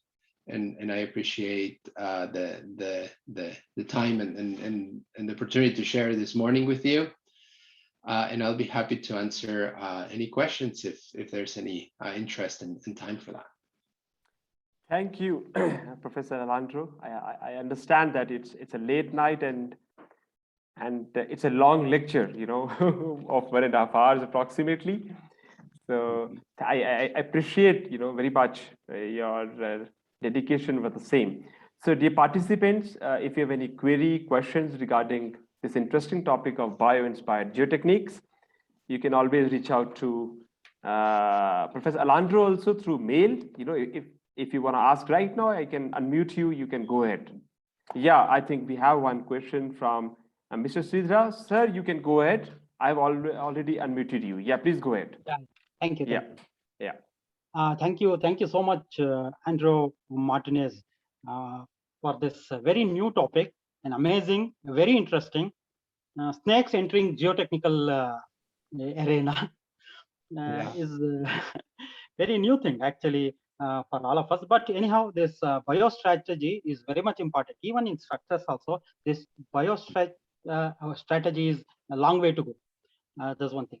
Here, my one question is, when we are actually driving in cranial direction and actually pulling it out in the caudal direction, while pulling in the caudal direction, as you said, sir, there will be a confinement. That is, radial stresses will be there, will confine. And this actually, you're coming up with finite element model as well as this snake skin behavior. There, I like to listen to you one more time. I didn't get this confinement while we are actually pulling that out, pulling that in the caudal direction. Yeah. So thank you for the nice words. And Hopefully I'll answer your question. Basically, what happens is when the soil is deformed, when it's sheared, and soil tends to change volume. If it dilates in field conditions, usually, there's soil around that. What I'm trying to say is there's soil around the pile, and that soil that's in contact with the pile will be deformed, but it cannot deform freely because there's more soil around it. And so that other soil is in the far field, we call it, is constraining that expansion or contraction. And so if the soil wants to expand and dilate, the result will be an increase in radial stresses. If the soil wants to contract, the result will be a decrease. And so what we found was that basically shearing in the cranial direction forces more dilation. Therefore, what that does is that maps to a greater increase in the radial stresses against the pile, which then translates to a bigger shear stress. Thank you. Thank you. Yeah. Thank you. I think Okay. this, because Professor Landro, our audience is not only specific to geotechnical engineering. So there are people from other backgrounds also, but predominantly from civil engineering background. But this is something very exciting topic, and I think that's the need of the hour also throughout the world, where to achieve sustainable goals, we have to somewhere directly start working on these topics. And team at University of California, Professor Jason DeYoung, Alejandro Martinez, they are the pioneers in this field, and they're doing wonderful work. So my question is, although I have also seen it, I am also doing it myself, trying to do it. But sir, where do you see that right now, where we are, how much we have achieved in this new dimension? And where do you see, where we should be after 10 or 15 years? Because I think we are not that much exponentially gaining it up. Yeah. So. Yeah. So I think there's two sides to that. One side is, I think it takes time to appreciate and just learn a new field. And really to just understanding begin understanding the biology takes time. And so that can take a year or two for somebody to get up to speed on that. And so there's the training, the more technical training side of things. But I think probably the most important part is the willingness of industry to try new things. Because in civil engineering, we have big risks. When something goes wrong, the economic consequences can be huge. And so a lot of times, and I would say most times, we already have a set of tools that we know work for particular conditions. And so it really takes somebody to take a risk and say, well, we're going to try this new solution. And it's not that it doesn't happen, it happens, but it's a slower process than it is for, phones or computers or things like that. When we're talking about infrastructure and we're talking about, millions and millions and millions of dollars, and we're talking about people, possibly dying if a big failure takes place, then it really, I think it's a slower process. So, and I think that's where the big push should be in trying to collaborate with practitioners and get the examples built to then show that this actually works and how it can work, and then go from there. And so I in a way, I think I agree with you, Mahesh, in that we're probably kind of in an important stage in this field, in that I think we need to start taking things to the field and demonstrating that things work. Right. I think we also have, let me just check one question from one of the participants. Mr. Praveen is saying that with long duration soil particles around the newly developed skin solidify and then only give the effect of rough piles? Snake does have natural processes of shedding skin to overcome those. Yeah, I think that's a comment or question from one of the participants. Do you have any comment over it? Yeah, I think that's really interesting point. I hadn't thought about that from that point of view, but I think it will depend on the relative size of the asperities with the particles. And so I think that's where the fine tuning comes in designing the size of the asperities. Usually with steel or concrete, I think if steel rusts, then what you're describing could very much take place. But if the steel is not rusting too much, then it may still, the particles may still be able to slide. And the other thing is that if we're really interested in increasing the friction, which translates to increased capacity, then I think we just have to make sure that the asperities are, I would probably guess that about 3 times taller than the asperities the asperities being about 3 times taller than the particles would be enough to keep this effect. Right. So I think that much for the questions. So thank you, Professor Alejandro. And this time it was virtual, but I'm fully expecting that sometimes in the near future, I will definitely get a chance to host you in the beautiful hills of Shimla, which is also very much popular tourist place in India. So it would be great to host you here, sir. And I thank you again for accepting the invitation, taking out time in this, I must say, odd time from your schedule in the evening for this lecture. It was great to learn from you, and I'm always learning through your papers in the field of bio-inspired geotechniques. So thank you very much, sir. Thank you once again on behalf of the organizing committee. Thank you. Thank you, Mahesh, and I hope everybody has a great rest of your day. Yeah, right. And we are also going to wind up this 5-day program. We just have another lecture. Yeah.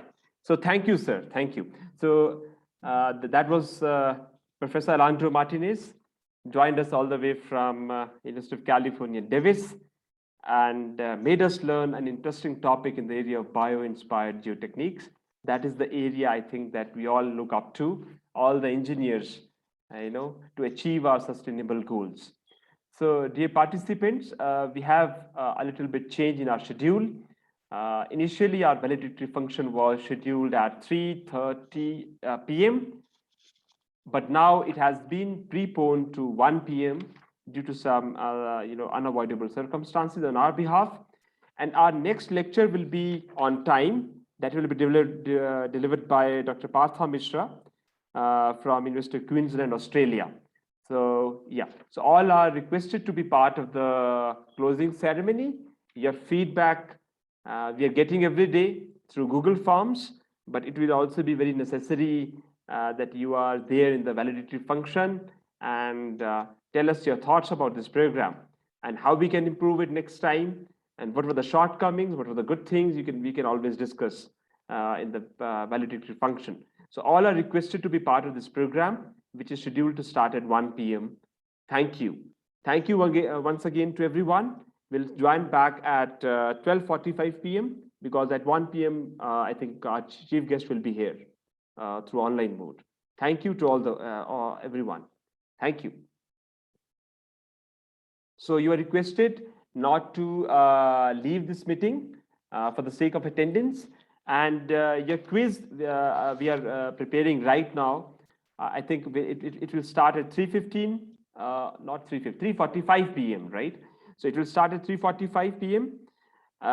It will be there will be some questions based on the lectures given by speakers, and only those people who are able to score 60% in that quiz will be they are eligible for this certificate by AICTE. And another thing for the criteria is about attendance, that you must have at least 80% of attendance. These are the two guidelines given by AICTE to all of us, and we have to follow it. Thank you. Yeah, and the feedback form for 5th day, it will be shared in the WhatsApp group also, and here also. So please don't mind. I think we have another lecture, and maybe during that lecture I will share with you the link to that feedback form. How many questions? Okay, how many questions? Yeah, I'm still working over it.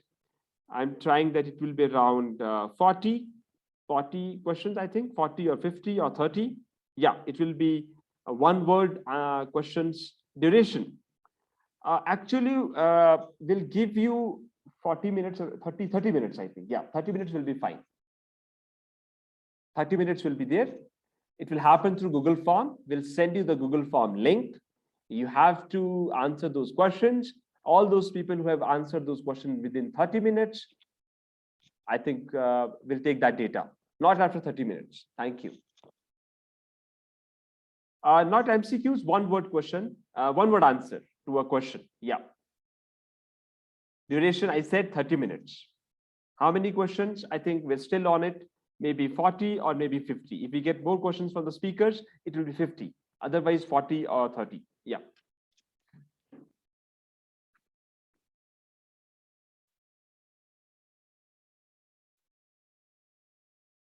So thank you. Please don't leave the meeting, and we'll be back at 12:45 p.m. for the valedictory function that will be there for around 30 minutes. Thank you.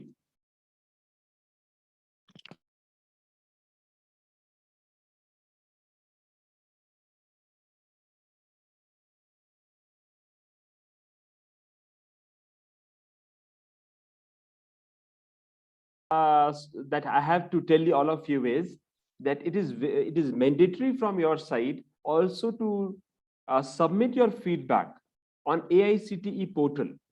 If you just go and log in on the AICTE portal, then there is an option where you have to submit the feedback directly to AICTE, and then only I think they are going to activate your certificate thing. So all are requested once again to submit the feedback directly also to the AICTE through that login portal. Thank you, sir and madam all.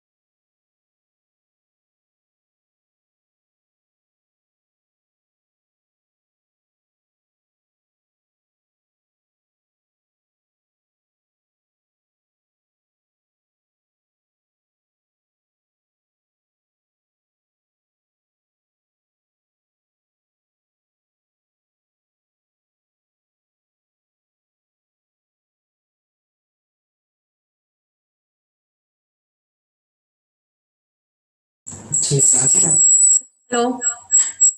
Am I audible, Dr. Mahesh?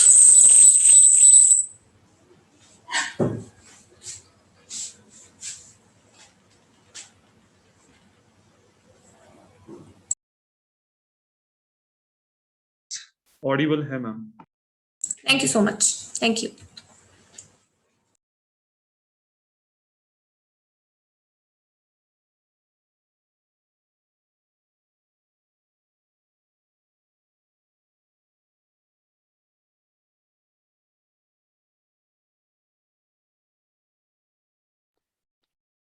Good afternoon, Dr. Anjali. Can you hear me? Yes, sir. Okay. Am I audible to you? You are audible, but I think you are very loudly audible. Okay, okay. Have to, yeah, a little bit lower voice Just a would minute. work better, Now, right? now is it okay? Yeah, now it's fine because I have kept my sound of my, what do you call it, speaker, my Speaker. laptop at 16. Okay, okay. Now is it okay? Yeah, it is okay. Okay, thank you. Thank you. Thank you.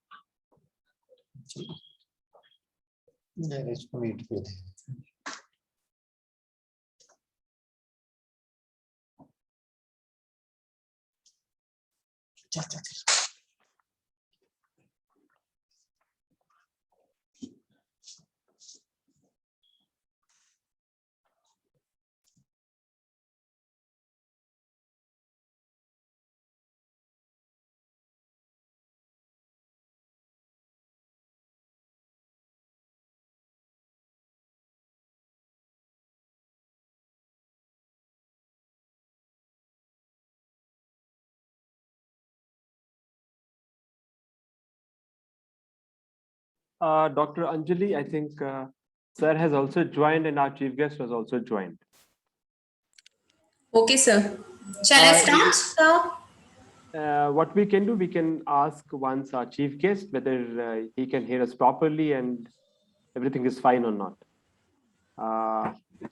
Dr. R.K. Soni, sir, can you hear us properly? Yeah. Yes. Yeah, a very warm good afternoon. Yeah, very warm good afternoon to you. Very good afternoon. Namaskar, sir. Okay. Yeah. Technical education in India contributes a major share to the overall education system and plays a vital role in the development of our nation. With this quote of All India Council of Technical Education, I would like to extend my warm welcome to one and all. Respected Chief Guest of the Day, Dr. R.K. Soni, Director E-Governance Cell at AICT Headquarters, New Delhi. Professor Dr. P.L. Sharma, Director, University Institute of Technology, Himachal Pradesh University. Coordinator of this Faculty Development Program, Dr. Mahesh Sharma. And participants of this Faculty Development Program from engineering organizations and industries. Very good afternoon to one and all. On behalf of University Institute of Technology, Himachal Pradesh University, myself Dr. Anjali Sharma, and it gives me immense pleasure to stand on this threshold and to welcome you all in this valedictory session of online AICT sponsored faculty development program on disaster resilient infrastructures. During this 5-day faculty development program, there were 14 sessions and the resource persons from various prestigious institutes of India as well as from international universities have delivered their expert talk. To conclude about this 5 days AICT sponsored faculty development program, I would like to call Dr. Mahesh Sharma, coordinator of this faculty development program. Dr. Mahesh. Honorable Chief Guest, Dr. R.K. Soni, Director E-Governance Cell, All India Council for Technical Education. Our respected Director, Professor Dr. P.L. Sharma, Dr. Anjali Sharma, and dear participants. A very warm good afternoon to everyone. And it gives me an immense pleasure that finally we have reached the 5th day of this program, which we started on Monday and about to complete on Friday. The idea of the program was given by our Honorable Director that we are situated in the Himalayan region. There is a need to organize a faculty development program that takes into consideration the disaster resilient infrastructure, how we can improve it. And there is a need because we sit in Shimla. So under his guidance, this proposal was submitted to AICTE, and we are highly thankful to AICTE, especially the ATAL program, for giving us this opportunity to host this program at University Institute of Technology, Himachal Pradesh University, Shimla. Sir, I would like to brief you that in the past 5 days, we have attempted to cover various topics related to disaster resilient infrastructure. We have tried our best to bring together the eminent speakers, not only from India, but from various parts of the world. The speakers were, sir, basically from India, majority of them, then Italy, USA, UK, and Australia. The first speaker was Dr. Shantanu Sarkar, who is the head CSIR Central Building Research Institute, and delivered a lecture on the topic of preparation of landslide disaster reports. That is very much important and relevant in context to coming up with disaster relief infrastructure. So on the same day, Dr. Maria joined from Italy, and she talked about her experience about the landslides that are triggered by volcanic eruptions. And similarly, sir, on the last day of Monday, Professor Priyanka Ghosh talked about a wonderful technique where how to use bamboos that are easily available in India to counter earthquakes in India. In the second day, Professor Dipankar Chaudhary, who's a renowned professor from IIT Bombay, was part of our program, and he delivered a talk on the topic earthquake resilient foundation systems. So the idea was to take into consideration the various components of the building, about landslides maybe, about buildings maybe, about foundations maybe, about design of buildings. So these all components were covered by Professor Chaudhary, and then Dr. K.V. Uday from IIT Mandi gave a wonderful presentation on the technology that they have developed regarding early warning system for landslides. Because we sit in Shimla, and in this rainy season, we are every day countering so many landslides. So this topic was also very much important. Then Dr. Anande Pine, who is a chief scientist at CSIR CBRA Roorkee, talked about various techniques that are available in the market and novel techniques that are available in the market regarding landslide mitigation measures. So consequently, Professor Agniyatri joined from NIT Jalandhar and talked about liquefaction, which is a serious topic for all the civil engineers who are working in the field, and also talked about what are the strategies that are available to mitigate these kind of liquefaction disasters that happens in the field. Then, sir, Professor Hemant Kumar Vinayak joined from NITTR Chandigarh, who talked about various codal provisions that are available that can be taken into account while designing building in the hilly regions of Himalayas.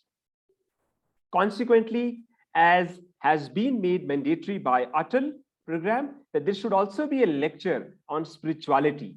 So our attempt was that we invited a renowned spiritual teacher, Mr. Ramnik Bansal, who talked about the role of spirituality in academia, how it can help us in becoming a better, efficient teachers, academicians. Similarly, sir, Dr. Ashutosh Kumar from IIT Mandi, Professor Tejas from University of Cambridge, they joined and talked about some technological interventions that has taken place in the past regarding seismic performance of heritage structures. Because in Himachal, we have lacks of temples. They also suffer because of disasters.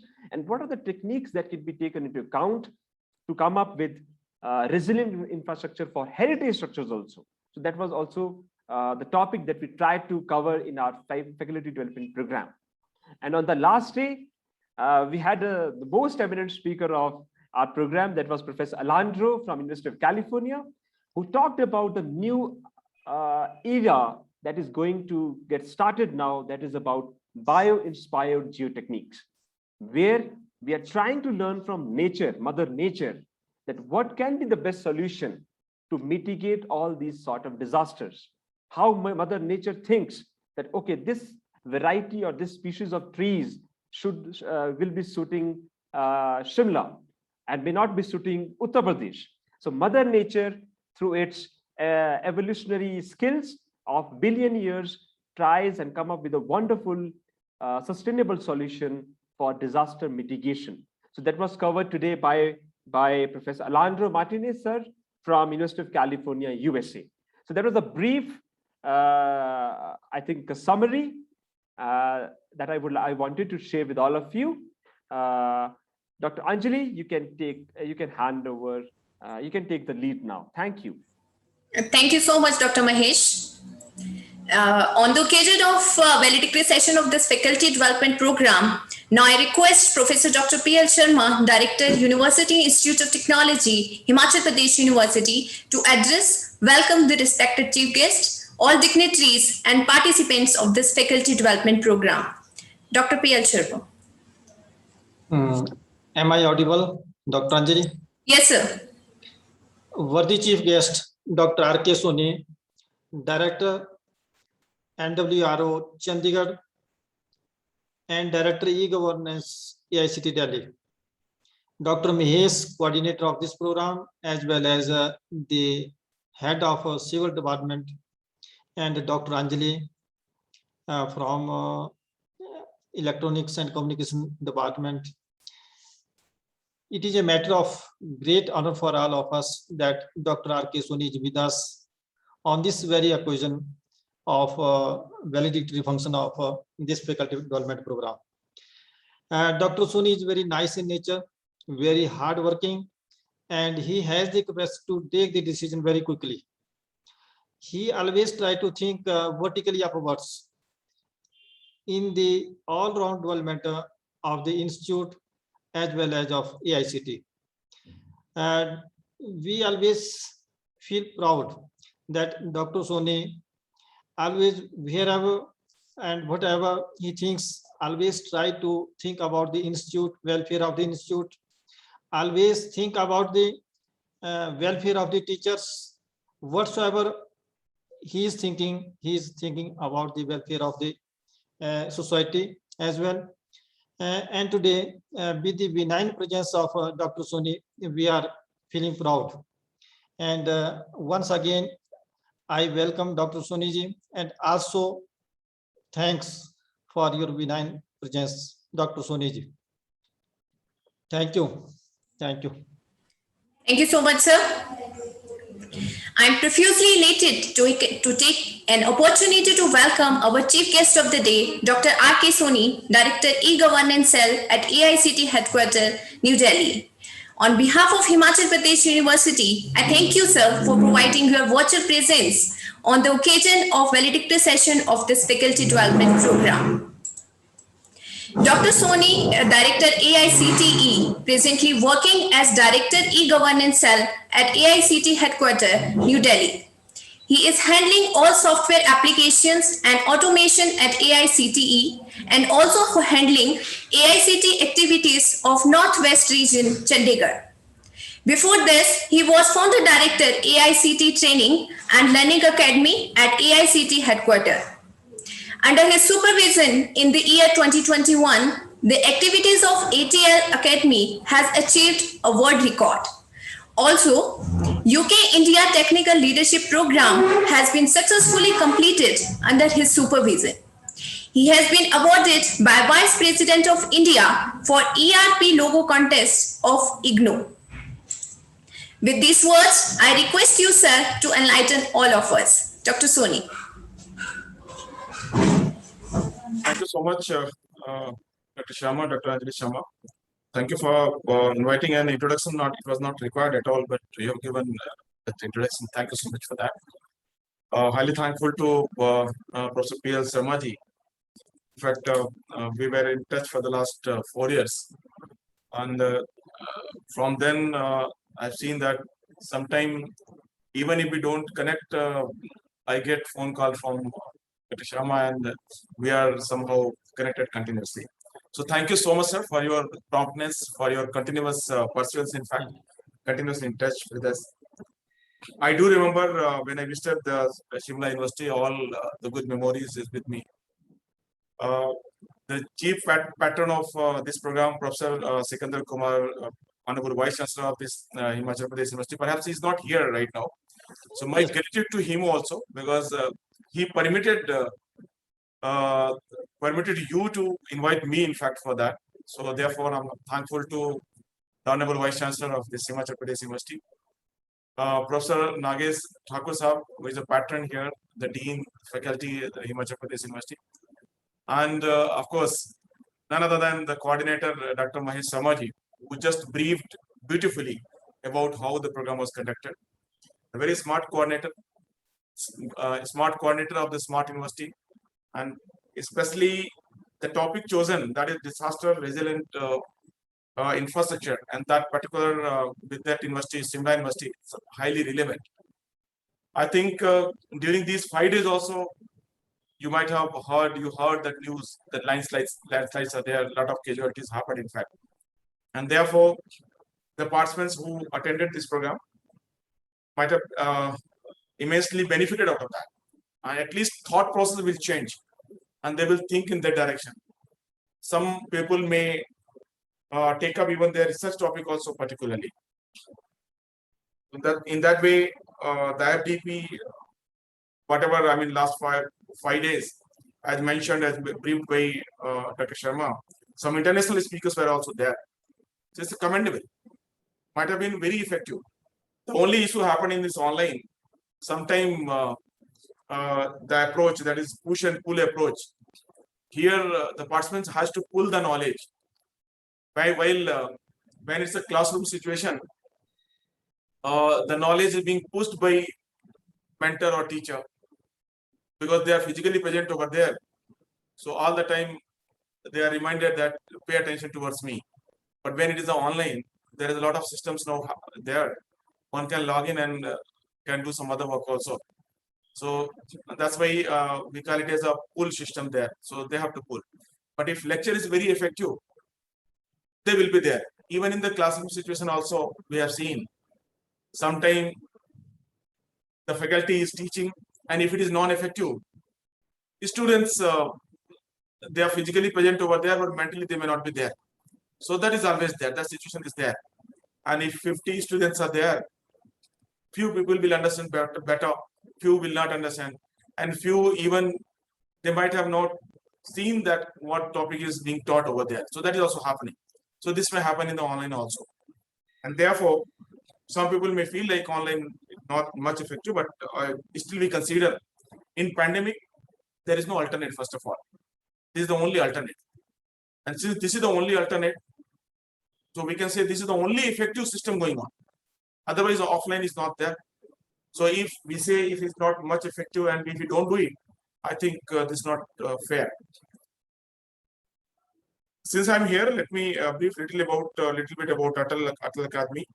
Though in inaugural, a lot of deliberation might have happened, but I'll take little bit time and I'll let you know. I interacted many people, many coordinators, many institutions, and even the participants also. Somehow, because of the dedication of the coordinator, dedication of the department and the institutions, these programs are going on very well, and we are very happy with the FDPs. In fact, outcome may be seen after a year or two, or maybe after 5 years, when the faculty give that knowledge or give that fruit to their students, and then the learning transmitted to those students. I think that will be the real fruit. So we may see it after 2 years, 3 years. We are also trying to assess the impact of these FDPs. Number is very high. It's a 200 number. Generally, it is 15 number, and that is also one challenge. I'm sure in your FDP also the number might have been more than 100. You might have told in your brief, but I could not grasp it how many people are there. But I know the number is large in online these FDPs. In spite of all these constants, there is a learning. There is a digital certificate the participants are going to get later on. They can use for that CAS, and at least the thought process, as I mentioned. If that thought process changes, that will be the greater achievement for the FDP, for the coordinator, for the department, for the head of the institution, and that institution in fact. When we started this AICTE Training and Learning Academy initiative in 1819, and even subsequent year in 1920, FDP in India means it is offline only. We never thought of online. Only this COVID taught us. COVID forced us to go online, and we started experimenting it. Scaled the activity last year, around 1,000 FDP we planned. We never planned 1,000 FDP LTD. We were forced to plan a 1,000 online FDP because there was a huge response from participant side, huge response from coordinator side, huge response from institution side. Because of the huge response, AICTE was forced to plan 1,000 FDP, and that's what we conducted. Around 948 FDP were conducted. Few were not conducted. It was a pandemic year. This year also it's a pandemic kind of. Because of the pandemic, some coordinator postponed few FDPs, and happened something happened. Some FDP we cancelled because of certain regions, and finally 948 precise FDP got conducted. We issued certificate around 1,68,000 FDP certificates. So more than 1.5 lakh certificate we issued. One participant might have attended more than one FDP because we permitted around 4 FDP for one participants. But unique participants were more than 1 lakh. And because of this more than 1 lakh participants, the World Book of Record London recognized this as a world record. Because this scale, first of all, we have population of 1.4, 140 crore. And because of that size, the participants are huge. Since participants are huge, we also scale the activity, and therefore that number gone more than 1 lakh. And that's why this kind of FDP can never happen in any part of the world, because their population is also less, their participants are also less. They cannot even afford, they cannot even think also to go up to this scale. So it was the right decision that particular time, COVID time. He let us scale the activity, let us convert from offline to online. And because of the dedication I already mentioned, because of the dedication of the coordinator are working day and night for these FDP. I just wanted to mention to Dr. P.L. Sharma and the other authorities, those who are sitting over here. Earlier, when it used to be offline FDP, I mean face-to-face FDP, participants used to come to the campus. So coordinator has to put efforts for their lodging and boarding arrangement. Many efforts are to be put in all kind of infrastructure issues. And sometimes they find it very difficult, in fact, because ultimately this is all Indian system. Some department is coordinating, some department is not coordinating. In their guest house, water is not there in that room, electricity is not there. So many very small things are there, and then the coordinator has to fight with the system. In fact, that happened. But in online, if your internet is good, nothing is required. It's only internet. And nowadays, internet is good, of course. In many of the places, most of the places, internet is very good. Bandwidth is very good now. And therefore, we can conduct this FDP even from our residence. And I remember the first wave of COVID in India in the March and April last year. We were conducting FDP from residence itself. And we were inaugurating, we were handling everything from residence itself. I think for more than 2 months, offices were not opened, in fact, after the March. So we planned from residence, executed from residence, released funds from residence. And then I signed some of the checks in my residence itself. And the coordinator also were in their residence. Even participants were there from residence. And the resource person also delivered the lecture from their residence. So this entire operation happened like that. So it was kind of great experiences for us also. And when I interact with the coordinators say it was a wonderful experience because they also learn. See, conduction of FDP is one issue, and the quality may be little here or there, 1920 something, whatever. But they also learn while convening these kind of FDP. So it's the entire program they are conducting online, so they get experience out of that, and they put efforts and that it's conducted seamlessly. I know when you ask to your participants, they will give a wonderful feedback. We have seen some feedback.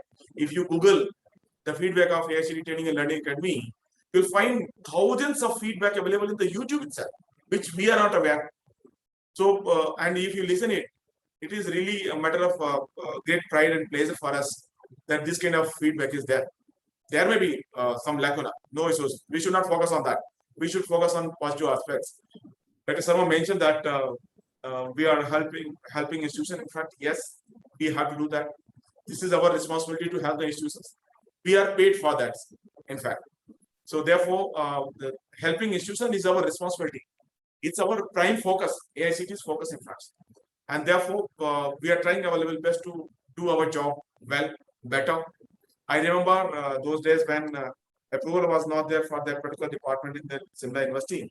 And then somehow we tried our level best to get it done. And I was only thinking, if it should have been done earlier, 2 months back, I think the job was easy for us.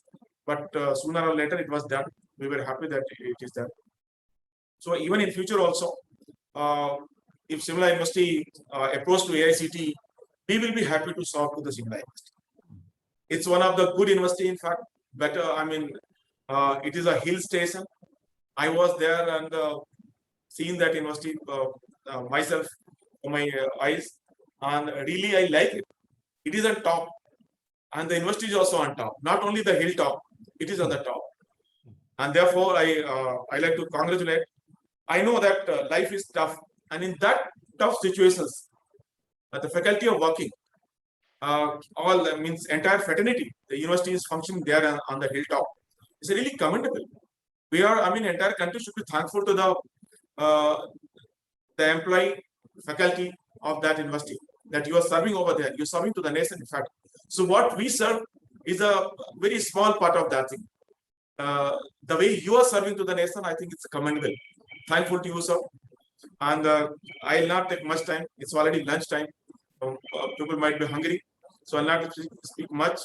And with the words that congratulations to the participants, they are here. Congratulations to the department and especially the coordinator that you got that FDP.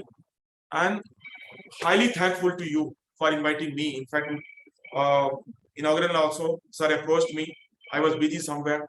I could not attend that, but here I thought I'll be here. That's why it was planned at 3 o'clock. I requested prepone it, so I connected. Thank you so much, sir. And connecting even online, I feel like very much connected from my core of heart. So thank you so much. And with this note, I'll just stop here only. Thanks, one and all. Thanks, sir.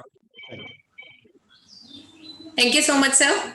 Thank you for enlightening all of us with your words of wisdoms. Once again, on behalf of University Institute of Technology, Himachal Pradesh University, I would like to thank you, sir, for giving your precious time for this occasion. Thank you, sir.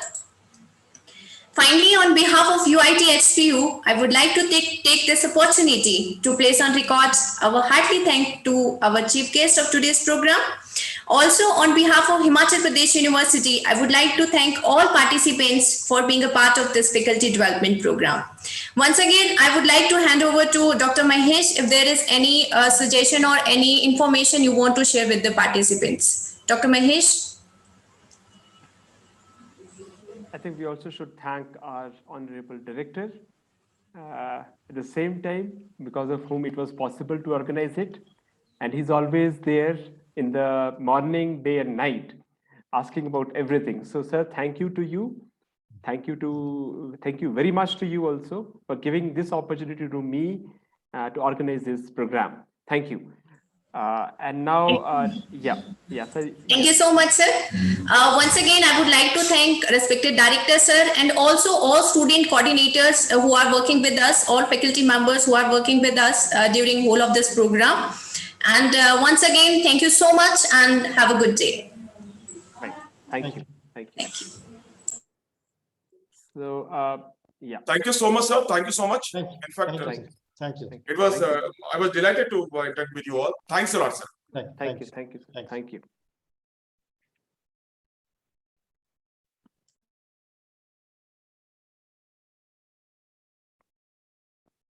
Okay, so with these words, our this validity function comes to an end, which was preponed due to some unavoidable reasons.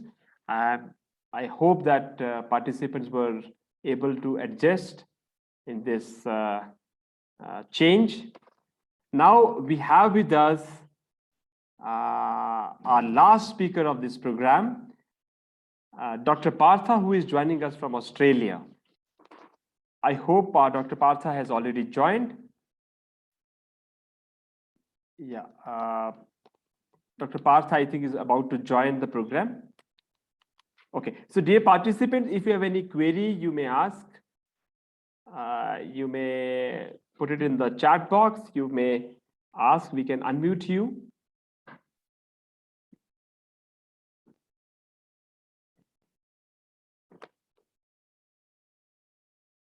Okay, so I think we can go ahead for our next lecture. I think Dr. Partha is about to join us from US, from Australia. Right. So we can wait for 1 minute before he joins.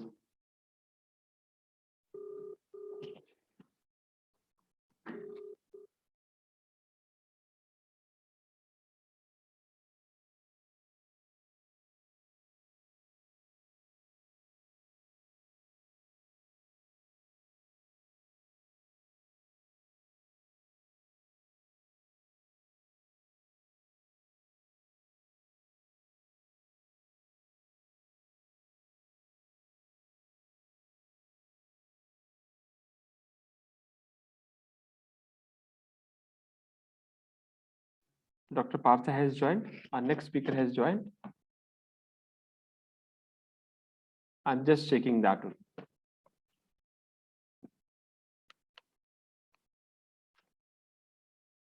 Dr. Partha is okay. I think he will be joining. He has not yet joined. I think about the other people. Harshal Verma, he has joined, right? No.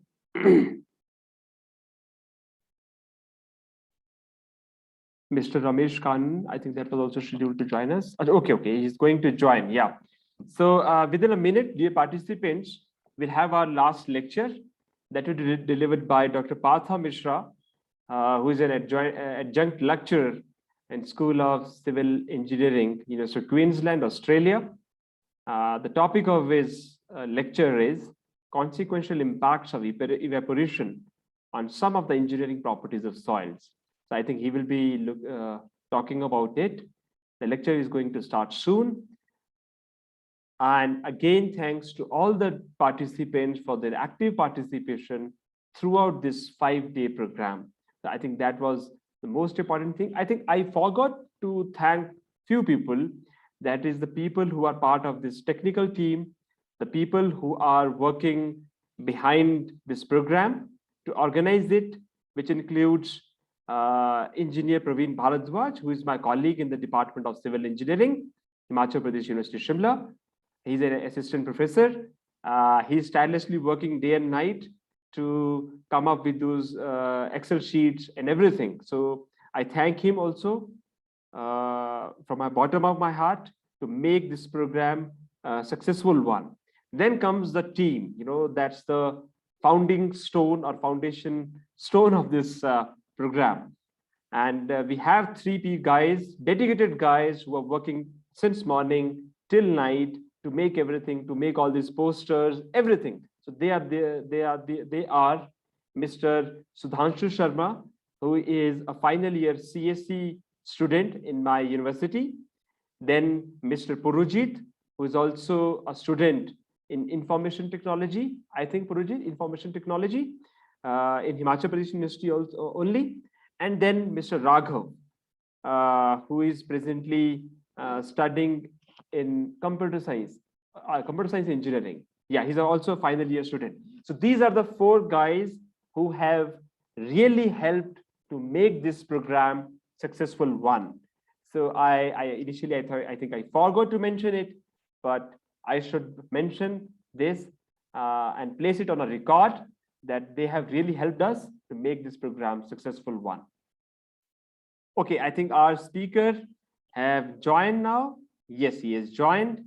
And let me just make him co-host.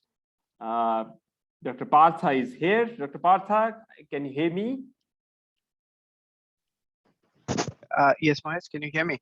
Yeah, you are perfectly audible. And yeah, sorry for the change in schedule a little bit. Thank you, That's sir. okay. It was only possible because of participants like you. Thank you. So Dr. Partha has joined. Hi, Dr. Partha. Good evening from India. Hey, Mahesh, how are you going? Yeah, and your the style, that's an informal touch to our conversation. What was the name? I forgot that. Abhinandan style. It's looking nice. It's looking nice. No, it's just a temporary thing. Yeah.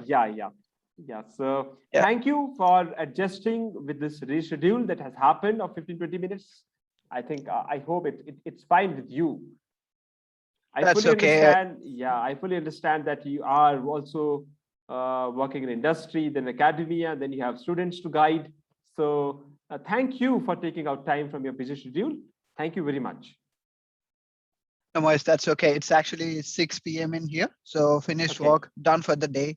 I'm happy to talk for 2 hours. Does not bother me. So thank you really for the opportunity. Right. So we'll start in a minute. Yep. Take your time. Okay. I hope that everyone has joined because this is our last lecture of this series. And so 89 guys have joined. I'm just still waiting that, okay, we have some more, then they can also join.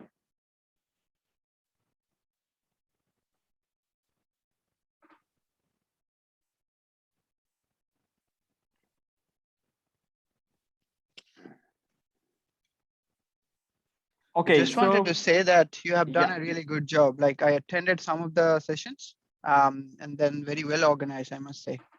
Thank you, Dr. Partha, for this encouraging comment. I think, because this was the first program by newly constituted Department of Civil Engineering. We are young. We were just set up this year only, and I also moved back from US this year only. So yeah, so I think it was on us to make it a better one. Okay, so a very warm good afternoon to everyone. I think we can go ahead with the lecture. This is the last lecture of our series. Will be delivered by Dr. Partha Narayan Mishra, who is presently working as adjunct lecturer in the School of Engineering, University of Queensland, Australia. So Dr. Partha is a young dynamic researcher who is not only academician, but also a field engineer. You know, he spends his time and nights also sometimes in the field, and is also working professional. So apart from that, he's continuing his research activities also. Dr. Partha has done his Doctor of Philosophy in the field of geotechnical engineering from prestigious University of Queensland, Australia in the year 2020. Prior to that, Dr. Partha did his bachelor's and master's from National Institute of Technology, Rourkela, and scored a fantastic CGPA of around 9.5. So so that is also an achievement. Dr. Partha's research interests include improvement of soft soils, behavior of unsaturated soils, electromagnetic characterization and monitoring of soil processes, biomediated geotechnical engineering, and clay barrier systems in hazardous waste disposable facilities. Dr. Partha has published more than 40 research papers in journals, conferences, book chapters, and he's also guided many PhD students. Presently, I think he's guiding, and master students he has guided, bachelors also. So he has a wonderful teaching experience, and I think he's not only an academician or an engineer, but he's also very much a person who is involved into co-curricular activities and represents many times India in many other platforms in Australia.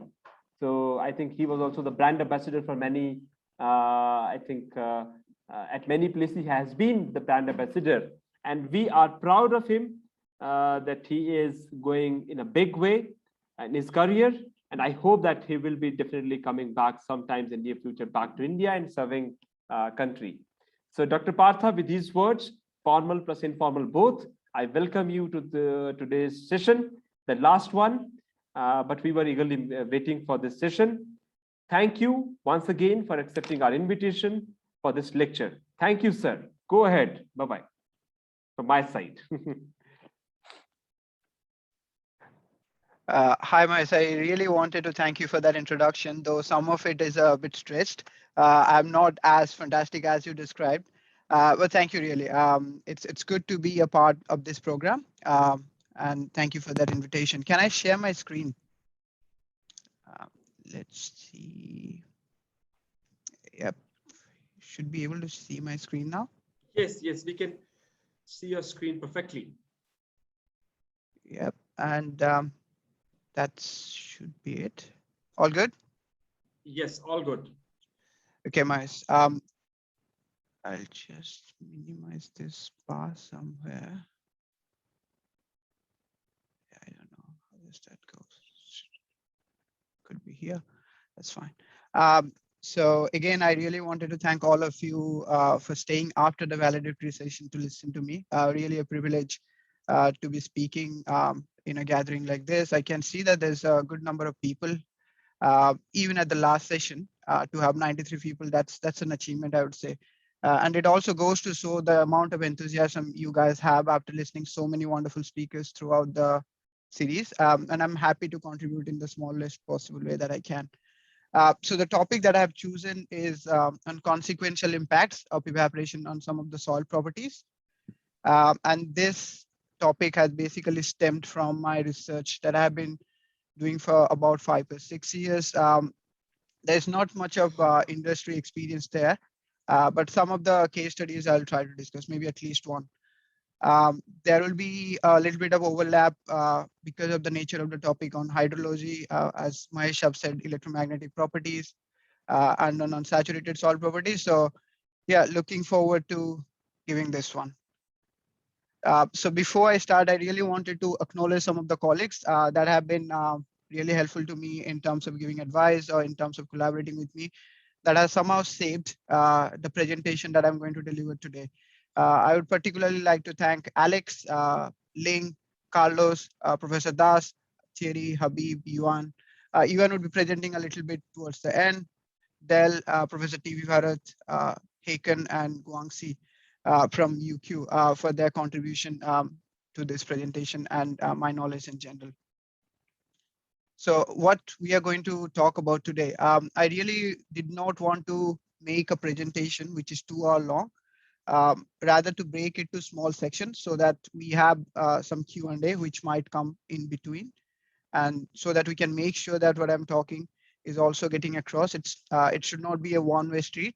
Teaching and learning should always involve active participation and engagement. So if you have any questions, the way I have broken this down is that after each of these sections, we'll have a break and you can ask those questions so that they do not get piled up towards the end.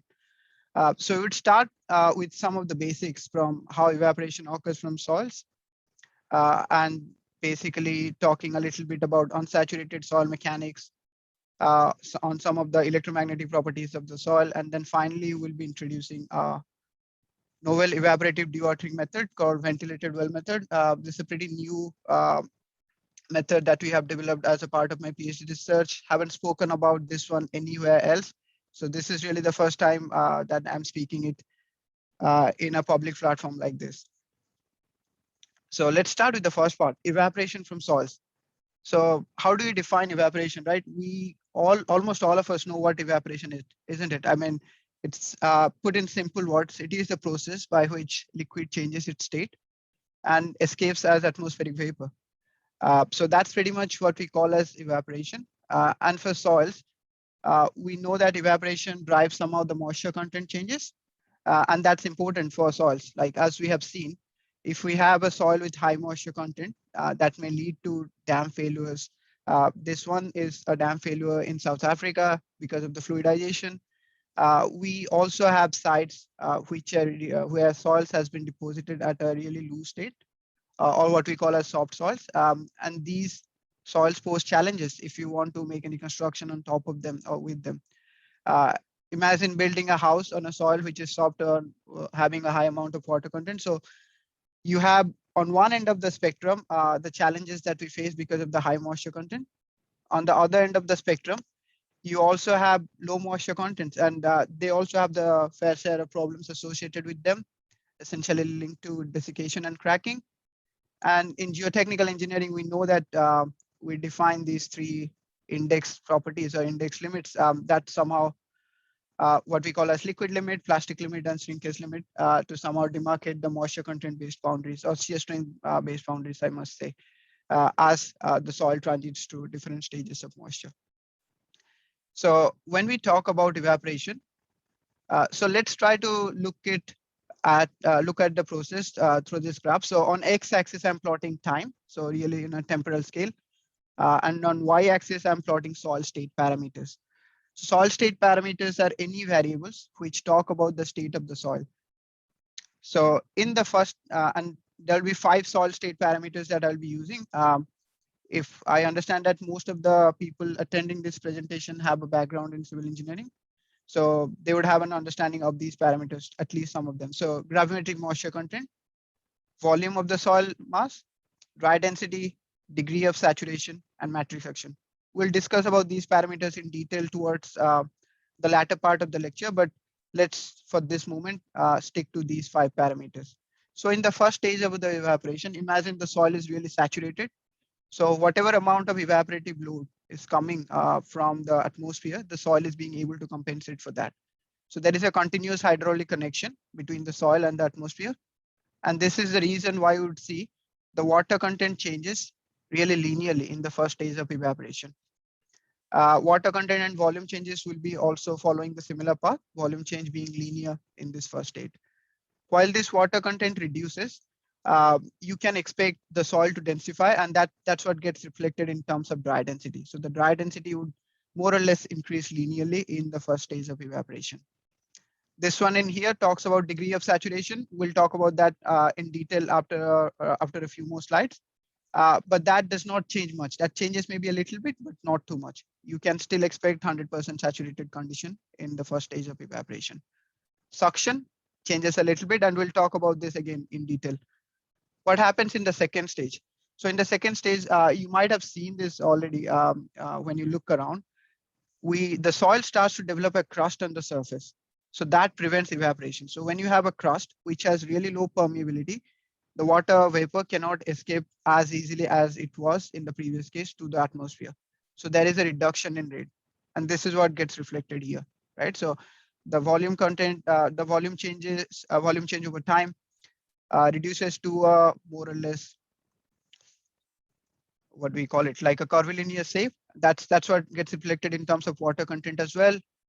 Density also attains a plateau, and degree of saturation starts to reduce, falls down from 100%. And the last state is really molecular force control drying. Not much of drying happens in this state. And you can expect the volume to be constant here, water content to be more or less constant, and also the dry density to reach a final stage at this end stage of the evaporation. So that's how evaporation happens from the soils. Now let's talk about, we have seen how the moisture content changes from soil during the process of evaporation. Now let's try to quantify how much amount of water is there in the soil system and what amount of energy is associated with it. So this is very common that in geotechnical engineering, we distinguish when we try to idealize the soil skeleton, we divide it into 3 parts, air, water, and solids. But most of the formulations, we use a 2-phase idealization, isn't it? Like we use a dry soil idealization, which takes into account soil, solid, and air, or a saturated soil skeleton, which takes into account soil, solids, and pore water. Now, if I have to quantify the pore space, this is really second-year course in soil mechanics. I would stick to these 2 variables for this presentation, void ratio and porosity. And if I were to quantify the moisture content, these are the 3 parameters I'm going to use. Gravimetric moisture content, which is more common in geotechnical engineering, volumetric moisture content, which you would see mostly in agricultural engineering or in hydrology. Degree of saturation is also another indicator, which you can use to define degree of wetness of a geomaterial. And there are some other useful relationships between these phase parameters that we would use throughout this presentation.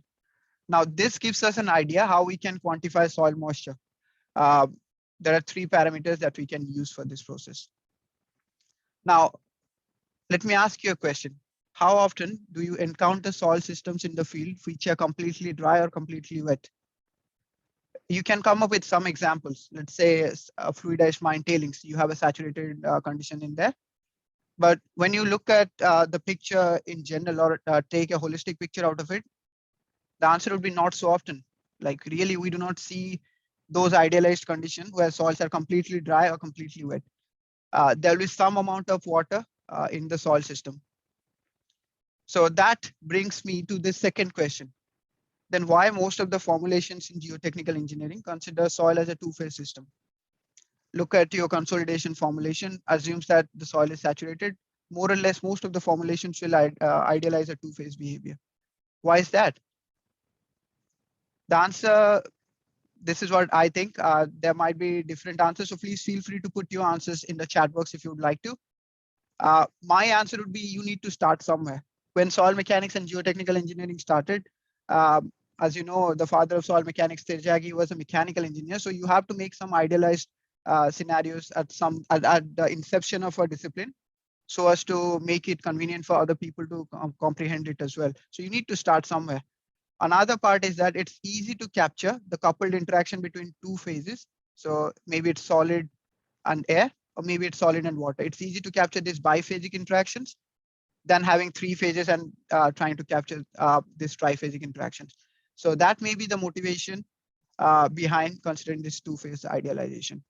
However, if we design based on a completely saturated condition, this will be unconservative.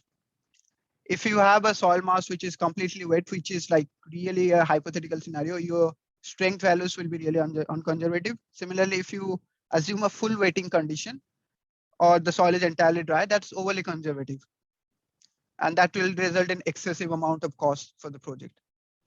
An example would be for some of the slopes in Hong Kong.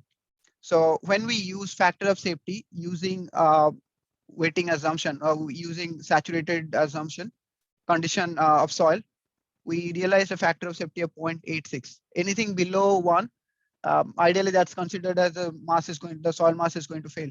But these slopes have stayed stable for over many years. And then when we taken into account the effect of soil suction or a three-phased idealization, we saw that the factor of safety was 1.1 to 1.01, which somehow explains why the slopes were staying stable for a long amount of time. So suction does play a role, unsaturated condition does play a role. This slide I took from Adrian. I had permission to use this one. So South Australian Government Department of Transport and Infrastructure in 2015 installed a requirement that unsaturated soil mechanics must be used in the design of state-owned infrastructure. And then these light rail retaining walls and unsupported cuts have been standing stable for over 80+ years. So that kind of also underpins the motivation why we should be using unsaturated mechanics in practice. And this recommendation might be followed by other departments and states. And a shift in industry practice is also underway. At least in the mining industry, we see that people are interested to understand the unsaturated behavior of tailings at this stage. We conducted a lecture, an online lecture last year, and it was given by two of the eminent personalities in the domain of unsaturated soil mechanics, Professor Del Friedland and his son, Dr. Murray Friedland. And we asked the audience. Were coming from 76 countries, 600+. So this you can take as a world average. We asked what is enduring application of unsaturated soils in practice. And the majority, a clear majority of the audience, nearly 70% said teaching. We need more teaching. So this was one of the motivation behind preparing this lecture, that at least as faculty members yourself, I'll be able to explain to you that this is not a very complicated affair. It can be taught even to undergraduate students. Of course, we need to be careful in terms of what we teach so that we do not make it too complicated, but it can be taught in an easy manner as well. So let's now look at energy of pore water in case of saturated soil. So if I have a two-phase material, a saturated soil, which is comprising of soil, solid, and water, you would have gravitational energy, which is more like potential energy. What is the height of a water molecule? And then that height you can multiply with its weight to get Eg equal to mgz. You have pressure energy, which essentially explains how much amount of work you do while moving a fluid particle from a reference energy P naught to a reference energy P. So that's simply an integration function here. Kinetic energy essentially represents the work done while accelerating a fluid from velocity 0 to velocity v. So that's half mv square. That's fundamental mechanics. So the total energy of pour water in saturated soils, we just sum these three components up, E equal to mgz plus this is the pressure component, and this is because of the velocity. Now for soils, we know that most of the soils have really low permeability, which tells us that the soils do not, the water flow through soils do not have that much of a velocity. So we can safely ignore this component. And that leads us to this formulation of energy for saturated soils. Now it's common that we express this formulation in terms of head, which is nothing but to express these ones in the unit of meter. So once we do that, divide mg or the weight on each side, and this is the formulation that you'll get. So Z equal to the total head equal to the gravitational head plus the head due to pressure. Does it remind you of something? This is not something that I'm talking out of nowhere. Again, it's from the fluid mechanics Bernoulli's theorem, which simply states that while fluid flows through a particle, fluid flows through a pipe, it's going to flow from a point of high gradient to a point of low gradient. And the sum of the gradients would be similar, would be same in case of the both. So that's simply Bernoulli's theorem, what we have talked about here. Now, when it comes to unsaturated soils, what are the components of energy of pour water in unsaturated soils? So we have two components there, matrix suction. And in really simple words, what is matrix suction? I would explain it in this way. This is linked to the soil matrix. Soil matrix is soil skeleton. They are somehow synonymous, and the capillarity phenomena.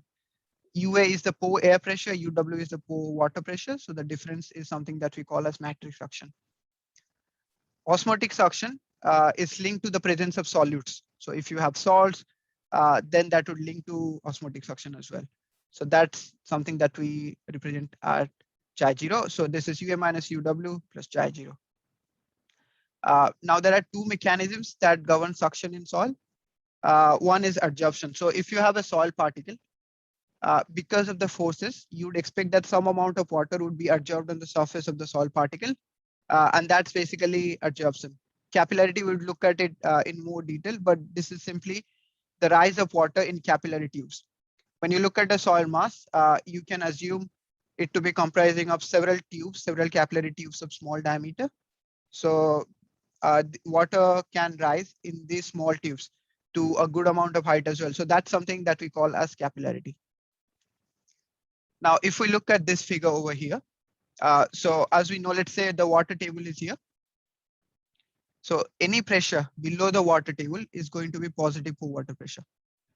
And if we just continue this line, this will go follow this one. So this is something that we call as an equilibrium line. And this is somehow we call as a suction line as well. So if we have a rainfall event, then we are going to decrease the suction. So that's why the line kind of shifts to this way. And if we are going to have a continuous dot, or it's a sunny day for a long time, then it's going to move away from the equilibrium line. So the negative pressure is really the suction. An easy way to comprehend this would be if you have a soil mass which is completely saturated, it's easy for us to extract water from there, isn't it? So in that case, suction is less. If you have a dry soil mass, you would have to put a lot more energy to extract water. So in that case, suction is high. So simply speaking, suction is the affinity of soil skeleton to the water molecule. So how much amount of energy the water molecule is attached to the soil skeleton, that is somehow a simplified version or definition of soil suction. Now let's see how it is linked to capillary phenomena. I mentioned that a soil mass, we can idealize that to be comprising of tubes, capillary tubes of several smaller diameters. Yep, so let's assume one tube from there. So let's say this is a capillary tube. This is a datum again. And in capillary tube, we know that water is going to rise up. So let's say the water has risen up here up to level C. So how do we find suction here? So the water is also experiencing a force called surface tension here. We can simply equate the surface tension force to the weight of the water column, and that would give us suction. an expression of suction, at least in terms of capillarity. So the surface tension force is Ts, acting perpendicular to the curvature of the meniscus. So if we take the cos component, which is the vertical component, and that's getting acting along the perimeter. So that's Ts2 cos alpha, Ts cos alpha into 2 pi Rs. And then this is the weight. This is the weight of the soil. This is the weight of the water column. And that's basically the area over which it's acting. So you can cancel out and you'd find that the height of rise, the amount of the height that the water can rise in this capillary tube is 2T by rho g Rs. If you take rho g into this side, that's basically defines the pressure jump across the air and the water level here. And this is nothing but suction. So 2 Ts by Rs, where Ts is the surface tension and Rs is the radius of curvature of the capillary of the meniscus. So at a point A and B, the pressure is atmospheric. So UW is simply going to be 0. That's the pore water pressure. At a point C, we know that the water has risen up to point C. So the pressure is going to be negative. And this pressure is minus PW minus rho WG into HC. So the matrix suction at point C is UA minus UW. That's how we define it. So that's the difference between the pressure from the air and the pressure from the water. So UA minus UW is rho WG into HC, or 2 Ts by Rs. So that's the definition of suction coming from the capillarity phenomena. Now here what I've done is to assume that, let's say, soil is comprising of capillary tubes of different diameters. So this is one which has a higher diameter and the diameter reduces here. So from this formulation, UA minus UW equal to 2T by Rs, we can see that if my radius of curvature is low, then suction is going to be high. And that's the case here. You'd see that this should have the lowest radius of curvature, the most dry state of the soil, and that's why you have high suction. In this case, you have a high radius of curvature for the menisci at least, and that explains why you have a higher suction. The radius of curvature is also linked to the height. So the higher radius of curvature, the lower the height. And this air-water interface behaves like a contractile skin, which is sometimes used in books as a fourth phase to explain suction as well. And this radius of curvature, this is the issue here, radius of curvature decreases. So it does not increase, it decreases with drying. So that's a typo, apologize for that. So let's look at the last part before we go to the Q&A for the first section. So the effective stress principle for unsaturated soils.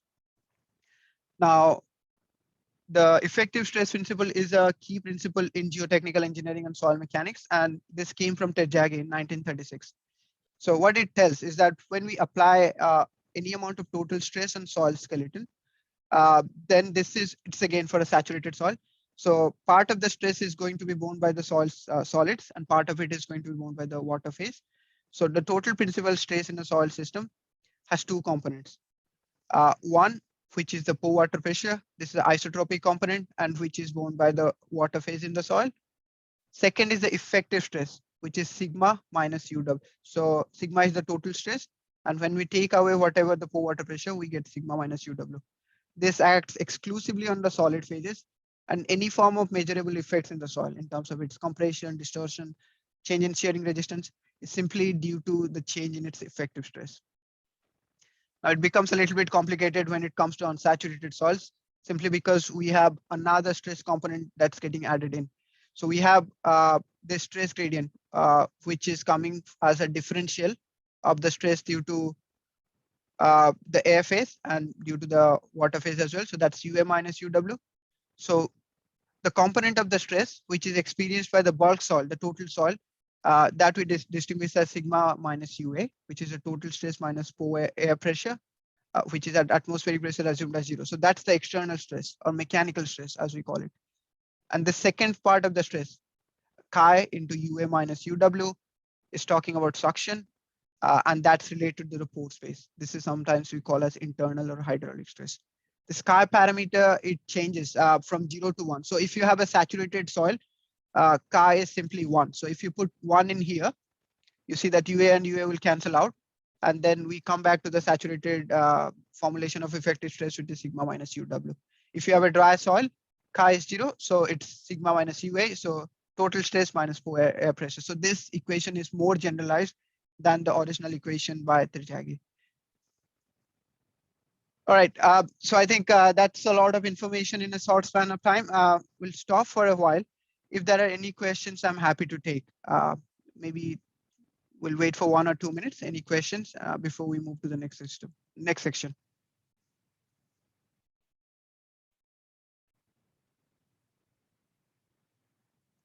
Mahesh, I think Mr. Sridhara has raised his hand. Can you unmute him, please?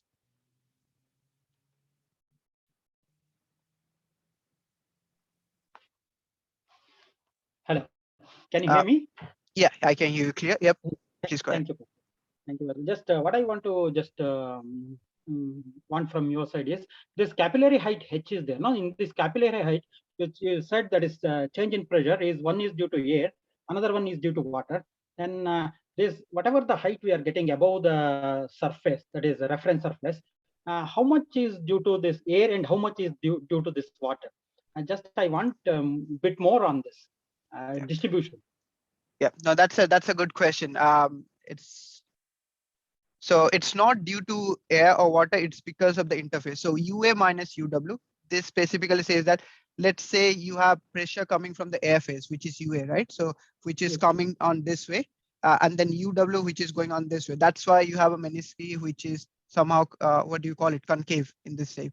So this will depend again on the fluid. So for water, this is usually a straight line. So the degree is theta equal to 0. If you have mercury, on the other hand, it's going to have a convex shape. So it's going to be in the other way around. So I think this is something sometimes we refer to as Young Laplace equation, if I'm not taken wrong, class 12 physics. But that's that. Did I answer your question correctly? Yeah, yes, but is this rise in capillary rise does happen? It does happen. It does happen in soils. So if we go back to here, let's say this is the pore water pressure, right? So anything below the water table, you can assume it is saturated. Okay. Anything above, this is not a correct figure anyway, I took this from here. So for a little bit distance, at least for a while, it's going to be saturated as well. And this saturation is because of the capillary rise. So this is going to be positive pore water pressure. It's still going to be saturated until some height, and this saturation is simply due to capillary rise, and then it's going to move out. So the clear figure would be a little like this. Can I use a pointer somewhere? Yeah. So it's going to go down like that. Then it will go straight a little bit, and that's because of the capillary rise, and then it decreases like that. Okay. So that's because of the capillarity phenomena. It does happen in the soil, more in the clay soils, but it does happen. Did I answer your question, Mr. Caesar, clearly? Yes, you have answered. But this phenomena, I feel, is totally different when we are actually immersing a tube in water, and this phenomena of rising, wherein outside also, I mean, it is actually rising in the full medium of soil. The water will be rising in the full medium of soil, wherein this in hydraulics, in fluid mechanics, it is a rise of water level in water. I mean, in glass tube with water. Yeah, no, that's a good point again. So what we assume in case of soil is that because soil has a pore space, you agree on that, right? I mean, it's not a continuous, it's not a continuum. We have void space. So we simply assume for this idealization that these void spaces form. Question, a nice question. Yeah, go ahead, sir. Go ahead. So these void spaces form a capillary. So those capillaries kind of lead to the rise of water table. So it does happen. I'm aware that why this question is coming. And this is a good question to ask as well, because maybe you haven't seen this used in geotechnical engineering and soil mechanics, but this capillary rise does happen in soils.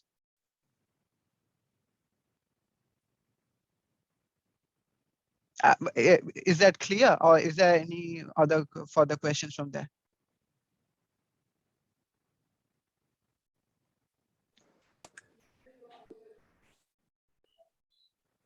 Okay, we can hear you properly. Yeah, I think if there is a question, then you can directly contact, ask Dr. Partha.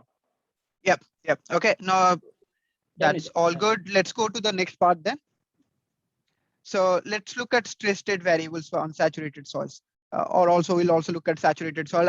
Every time I'm talking about unsaturated, I'm also talking about saturated, so that you can compare and know that what's already has been being taught in the class and what changes unsaturated soils bring. So what do we mean by stress state variables? So the state of a stress in soil consists of a certain combination of stress variables that can be referred to as stress state variables. And these variables should be independent of the physical properties of the soil. Now, how many number of state variables to describe a soil? It depends upon the number of phases considered. For example, if you have, we have seen, and in the previous slides, we have said, any kind of changes, be it distortion, be it shear resistance in the soil mass, is simply due to the effective stress. We said that before. So for saturated soils, even for dry soils, it's safe to assume just one state variable, and that we can use to define most of the stress in the soil system. So sigma minus UW, which is the effective stress for saturated soil, sigma minus UA, which is for dry soils. These two variables we can use to describe the mechanical behavior. However, if you would like to make it a little bit more generalized, you would need stress state variables along all directions of a cuboidal soil mass. So simply you would have sigma X for X direction, sigma Y for Y, sigma Z for Z. And then you also have the shear components. You can include that. That's for a saturated soil. And for dry soil, sorry, again, a typo in here, should have been more careful. So sigma X minus UA, sigma Y minus UA, sigma Z minus UA. So that's the change that happens in case of a dry soil while we talk about stress state variable. Unsaturated soil becomes a little bit more complex because we have three phases. And let's denote the pressure for each phase. So the total pressure is sigma. For air phase, we have UA. For water phase, UW. So we can use any of these as a reference pressure to explain our stress state variables. But usually the conventional practice is to refer to the air pressure. So these are the two stress state variables that we use for unsaturated soil. So sigma minus UA, which talks about the external stress, UA minus UW, which talks about the internal stress or the suction stress. So using air also allows us to separate the effects due to change in the normal stress, sigma minus UA, and the pore water pressure. So we would have two independent stress tensors in here.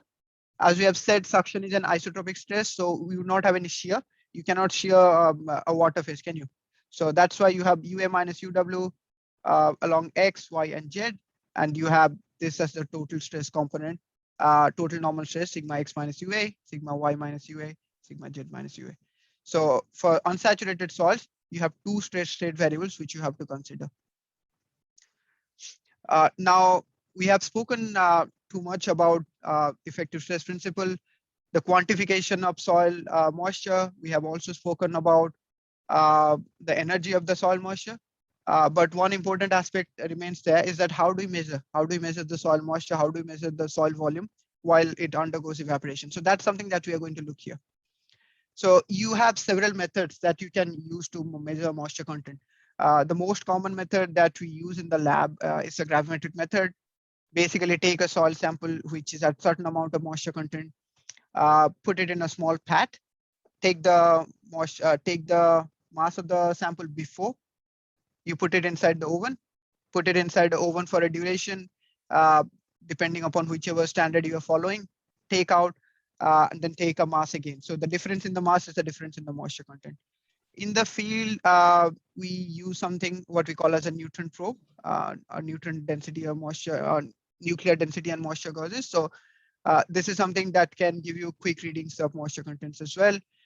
Sometimes we use, this is mostly from a transportation perspective, something we call as calcium carbide method. So take a little amount of soil, add some chemicals in there.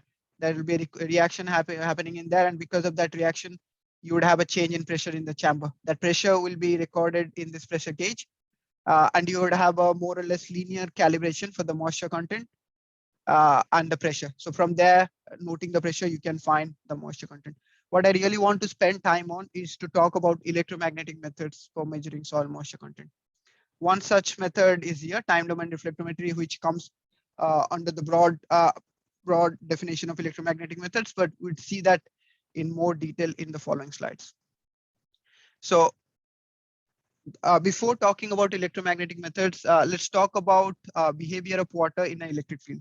We know that water is H2O in its basic composition. So you have positive charges, negative charges, positive charge. And then when we apply an electric field, it occurs that the negative charges kind of shift to one side. So because of that, because of the charge separation, you would have a dipolar moment. So you would have forces acting between the charges, and now they're separated. And because of that, you would have a dipolar moment, which is basically force times the distance. As soon as you take away the field, the charges are going to come back to the normal position. And this is what we call as a dipolar behavior. Nothing new in there. If you remember class 12 physics, that's just dipole moment that I'm talking about. Now, two phenomena which are very important when we talk about electromagnetic methods. One which we call as polarization. I have explained that a bit before. So polarization is the displacement and reorientation of the charges to store electromagnetic energy under applied electric field. And the second phenomena is relaxation, which is returning of the charges to equilibrium position as soon as you remove an electric field. The best way I try to explain this is imagine a political rally. You went to a political rally and there was a leader who was giving some speeches and you got polarized. You feel strongly for a cause, but as soon as the rally is over, you feel that, okay, maybe he said something which are right, maybe something which were not right. So you come back to a relaxed state. And that's basically what's happening here, polarization and relaxation. Let's look how that happens in soil. So this is a soil mass. And these Mickey Mouse heads are basically water molecules, O being the positive negative charge, H plus being the positive charge, right? So when you have not applied a electric field, they're going to be randomly oriented. As soon as you apply electric field, as you know, electric field vector is directed from positive towards the negative charge. The water molecules are going to orient themselves with the positive heads aligned to the direction of the electric field. If you change the direction of electric field, their orientation is going to change. So the water molecule is going to oscillate as you change the direction of electric field. As soon as you remove the electric field, they're going to go back to their normal stage. So this phenomenon is what we call as polarization and relaxation, will be very important as we discuss forward on the electromagnetic methods for soil moisture content measurement. Now, electromagnetic waves, we have known about them. We encountered them in daily life more than what we realize. Consider your microwave oven. So that's a good example of electromagnetic, something that works on electromagnetic waves. Why we call it as electromagnetic? Because you have an electrical component and a magnetic component, and these two components are essentially at right angles to each other. So the blue one is perhaps electrical, the red one is perhaps magnetic field, and they are at right angles to each other. They oscillate at right angles to each other, and the wave propagation is also at perpendicular to them. So this is something that we call as a transverse wave as well. And the principle of electromagnetic waves is based on Maxwell's law, again, class 12 physics. I don't want to go too much detail into that, but Maxwell, basically, there are 4 laws from there, which links electric field to magnetic field. The first law basically tells us that if you try to take the divergence operator, or if you try to find out the sum of charge, sum of the electric flux density around the charge, you are going to find electric charge. When we look at that from a magnetic perspective, it's going to be 0 because magnetic monopoles do not exist. If you try to capture some amount of magnetic field lines, they're going to cancel out. So there won't be any divergence for the magnetic field. This simply tells that I'm not sure why the animations are not working. They should work. Yep. So this simply says that if you have a temporarily changing magnetic field, you introduce a circulating electric field. So if you have dV by dt or a temporarily changing magnetic field, you would introduce an electric field which is circulating around the magnetic field. So the curl operator of the electric field intensity is the temporal change in the magnetic field. Now, in the other way, if you have a conductor which is carrying electricity, there will be a magnetic field that will be generated around it. If you have a capacitor in which the direction of electric field is changing, then also you have a magnetic field. So there are 2 causes. So that's what it says. So if you try to find out the curl of the electric field, magnetic field, sorry, you are going to get electric current plus this change in the electric current density. Now we have seen the Maxwell's equation, and what it does is that it links electric field to the magnetic field. What it does not tell us is about any material specific behavior. So that's not much use to us if it's not going to talk about any material specific behavior. Our intent here is that we are going to use electromagnetic waves, let the waves interact with the material, and from these interaction to capture some material specific parameters. But Maxwell's equation do not tell us that. So there is no material specific parameter in there. And that's why we have to come up with something which we call as constitutive equations. Nothing fancy in here. And these constitutive equations simply relate any number of physical parameters or physical variables, as we have seen, maybe electric field, maybe magnetic field, to a material specific property. That's what constitutive equation in its simplest form is. We have three constitutive equations which we are going to talk about, and I'm going to try to explain it in the best and easiest possible way. The first constitutive equation links the electric flux density to the electric field. The second constitutive equation links the magnetic flux density to the magnetic field. And the third constitutive equation links the electric current density to the electric field. What I have highlighted in red are the material specific properties. So sigma, which is the electrical conductivity of the material, epsilon r, which is the permittivity of the material, mu r, which is the magnetic permittivity of the material. So this is how we can establish a relationship between material and the physical parameters that we are measuring through the electromagnetic methods. And that's what we call as constitutive equations. Now, two assumptions apply for soils. We have seen that the electric field and magnetic field they have a direction, but for this formulation, we assume that they do not have any direction. So they're basically assuming at scalar quantities. We also assume that soils do not have significant magnetic properties. So this second equation we can get rid of. Two equations we have now. So one that links to electric flux density to the electric field intensity. The second one which links electric current density to the electric field intensity. Now let's use these two equations and use them in the Maxwell's equation. So these are the last Maxwell's equation which we had, and we are simply going to replace an electromagnetic wave, which is E. We are going to assume a sinusoidal form of variation. So E equal to E naught E j omega t. Put that into the equation, and this is something that you'll come across. So you would have one component which talks about the conductive part, the second component which is going to talk about the dielectric part or the capacitance part. And it's important to note that no material is purely a conductor, or no material is purely a dielectric. If you have a high amount of this component, then you can classify it as a conductor. If you have a high amount of the second component, then that's dielectric. But the other property is still going to be there. It's just that one property is more pronounced. That's why we describe it in that way. So we now have seen that there are two components, one which is the electric current, the second which is because of the electrical permittivity. Now we can explain them when we do any measurement. It's important that we use only one variable to make it a little bit easy. And here we are going to use the electrical permittivity. So we can define something which we call as effective electrical permittivity. Same equation we replace for G effective, and we come across this formulation, which is a complex number, of course. This is the relative effective permittivity, the real part talking to the permittivity or the dielectric property, and the imaginary part talking about the conductivity. So that's what I have spoken before. Now, how does it apply to soil? Let's say this is an idealized soil mass. We have soil solids, we have air, we have water as well. And once we apply an electromagnetic field to soil, different phases in soil are going to behave differently. And that also will depend upon what frequency of wavelength we are using, what frequency of electromagnetic wave we are using. So for example, if you use a wavelength of 10 to the power 6 to 10 to the power 9, which is the microwave range, you are going to introduce a polarization, which we call as dipolar polarization, that targets to the moisture content in the soil.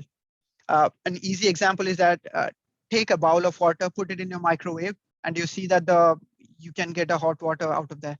And that's simply because that wavelength which your microwave is operating is set to such value that it will be able to introduce some amount of polarization in the water. Same thing in the soil. There are no change at all. We can, of course, look at different other properties as well, but that I'm not going to talk about today. For example, soil surface properties, surface charge properties, and this interface polarization, depending upon what frequency we are targeting and what wavelength we're using. But for this presentation, let's just focus on this dipolar polarization or the microwave region. So 3 phases are there in the soil. We have soil water, soil solid, soil air. So when we look at this phase, so each of the phase, so soil solid will have some response, soil water will have some response to the electric field, and soil air will have some response to electric field. Now, these 3 responses can be combined to find the total response of the soil. And from this combination, we can somehow find the moisture content. So for the individual solid phases, there are several literature which talk about how we can find the electrical property of individual phases. The most complicated, I would say, is the liquid phase or the water phase. Really depends upon what level of complexity you want to address here. You can even distinguish the free water and the bound water in terms of the liquid phase. And the holistic response is nothing but combining these 3 phasal response as a weighted average. So the most common is sometimes you just fit an empirical equation to the relative permittivity. The complicated being take the electrical permittivity of each phase, choose a suitable formulation depending upon your soil, and then link it based on volume fraction.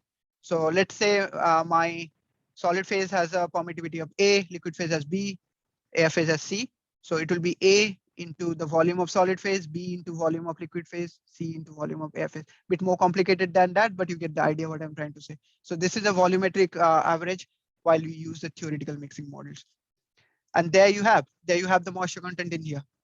And that you can use. If you know most of the variables, you can find out the soil moisture content. The way we do it in the lab, you'd need an electromagnetic wave generator. You'd need something which will be able to send electromagnetic waves. Can use a vector network analyzer, a TDR device, a time domain reflectometry. Then you need a sensor, and a proper calibration of the sensor is important.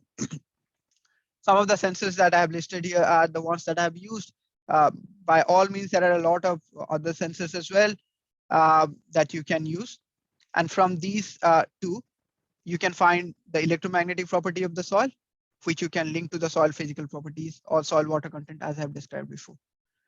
So usually this comes from, if you are going from this direction, if your analysis goes from sending an electromagnetic wave to finding soil physical properties, that sometimes we call as inverse problem. The other way, if we try to extract electromagnetic property from soil physical property, that sometimes we call as forward approach.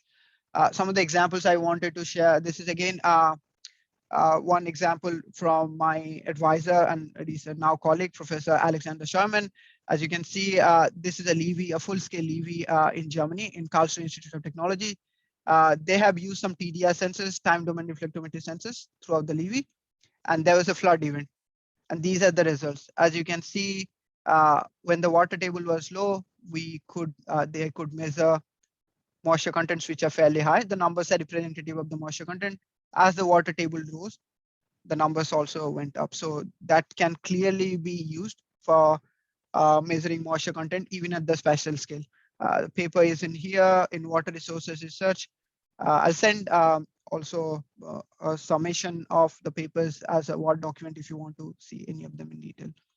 Now, the second application that I wanted to discuss about is one that I was involved in at one of the reclamation projects. That's something we call as Port of Brisbane. So it's a man-made island to the east coast of Australia. We are going to look at it in a more detailed manner, but we took some sample from there and then used a TDR measurement scheme. And this is the measured volumetric moisture content.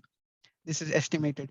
Now here we have used empirical fittings, so the fittings are not really good, but still I would say it's okay, but it's not as good as we would like to. But if you use a mixture model, you can definitely get a better fit in this case. Now, soil volume measurement is a little bit more difficult than the soil moisture measurement, simply because once you have a wet or a saturated soil, it's difficult to measure the volume while keeping its form. So one thing one can do, and this is very common, is direct measurement. So you take a standardized mold, and there are no standards that exist at the moment for sink test. So you define your standard, Usually I recommend a 65 millimeter mold, 65 meter diameter and 14 millimeter height, because that's what we have seen in the literature most. And you try to take a diameter measurement along 4 diameters. So that's 1, 2, 3, 4 at 45 degrees apart. And along each diameter, you take a height measurement. And then once you average that, that will give us a good estimate of the volume measurement. You'd be asking me now why we need to put this amount of rigor. We can simply find the volume of the mold and tell that's the volume of the soil. Good point. But then once evaporation happens, the volume of the mold is not going to be equal to volume of soil. So you need to measure the soil volume as well at some stage once soil starts to dry. And these are some of the results from there. As you can see, we have used 2 samples just to establish the representativeness and the repeatability of the test. And we see that the changes in the height and the changes in diameter were more or less comparable, even if when we duplicated the test. So that's one method that you can use, direct measurement as well. The second method is sometimes we call as image analysis.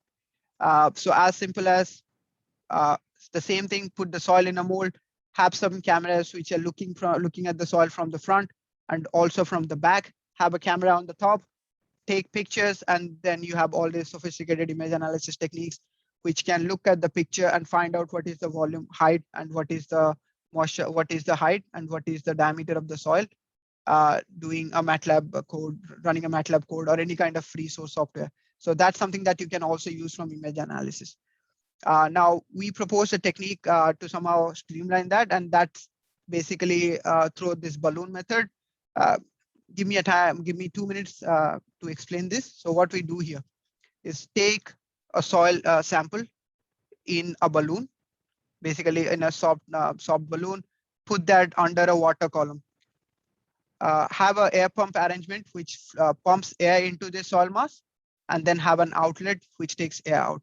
Now, once the soil starts to reduce its volume, you'd see a change in the water table, and that's simply because of Archimedes principle, isn't it? Like if you have once initially it's at high volume, you would have a high level, but as you reduce the volume, you'd see a change in this. So that reduces our task of measuring, having 3 cameras to measure the top and the side diameter to just 1 camera, just 1 linear dimension.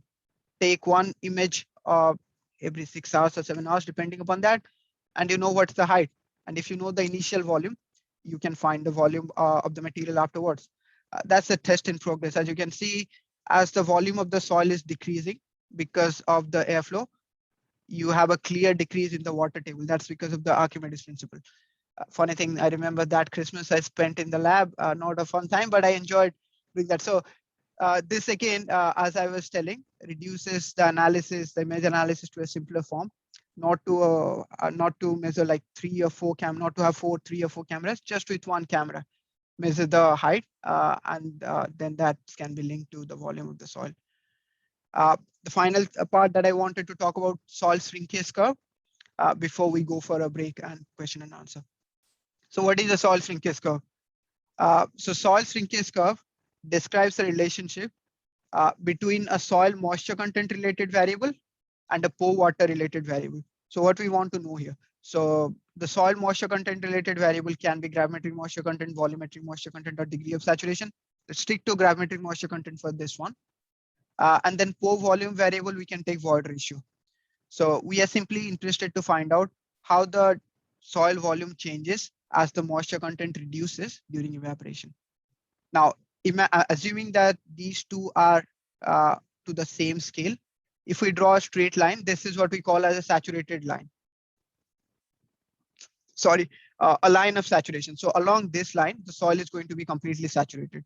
Or in other words, whatever the change in moisture content will happen in the soil, that will be reflected in the changes in the volume of the soil. So a linear relation. And along this line, you are going to encounter liquid limit. You are going to also encounter plastic limit, which is saturated.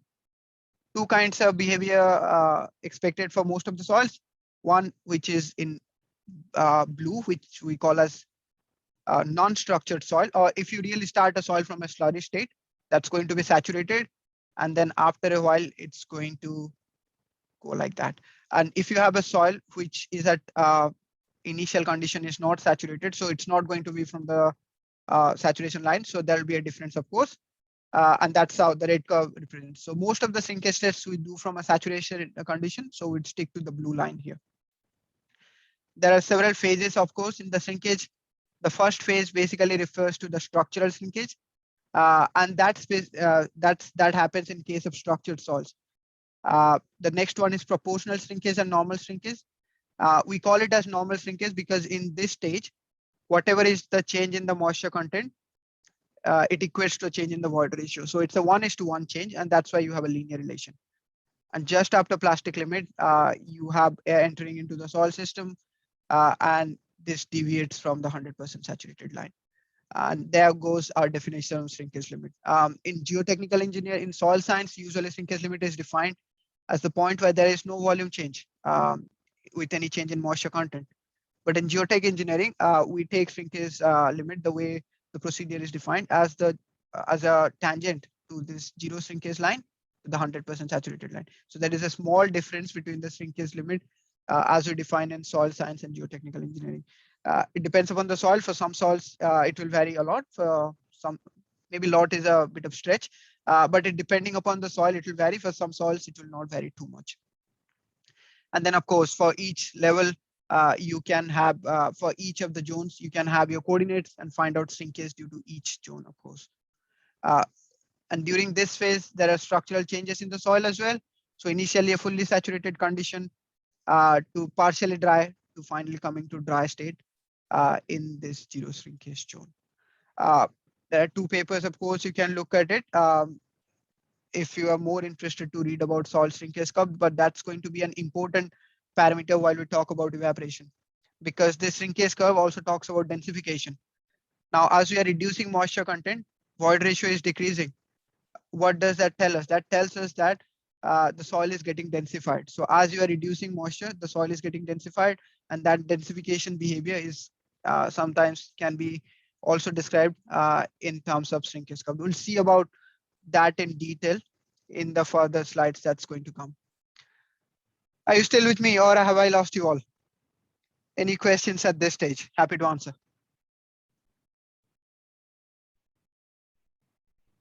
Any questions at all?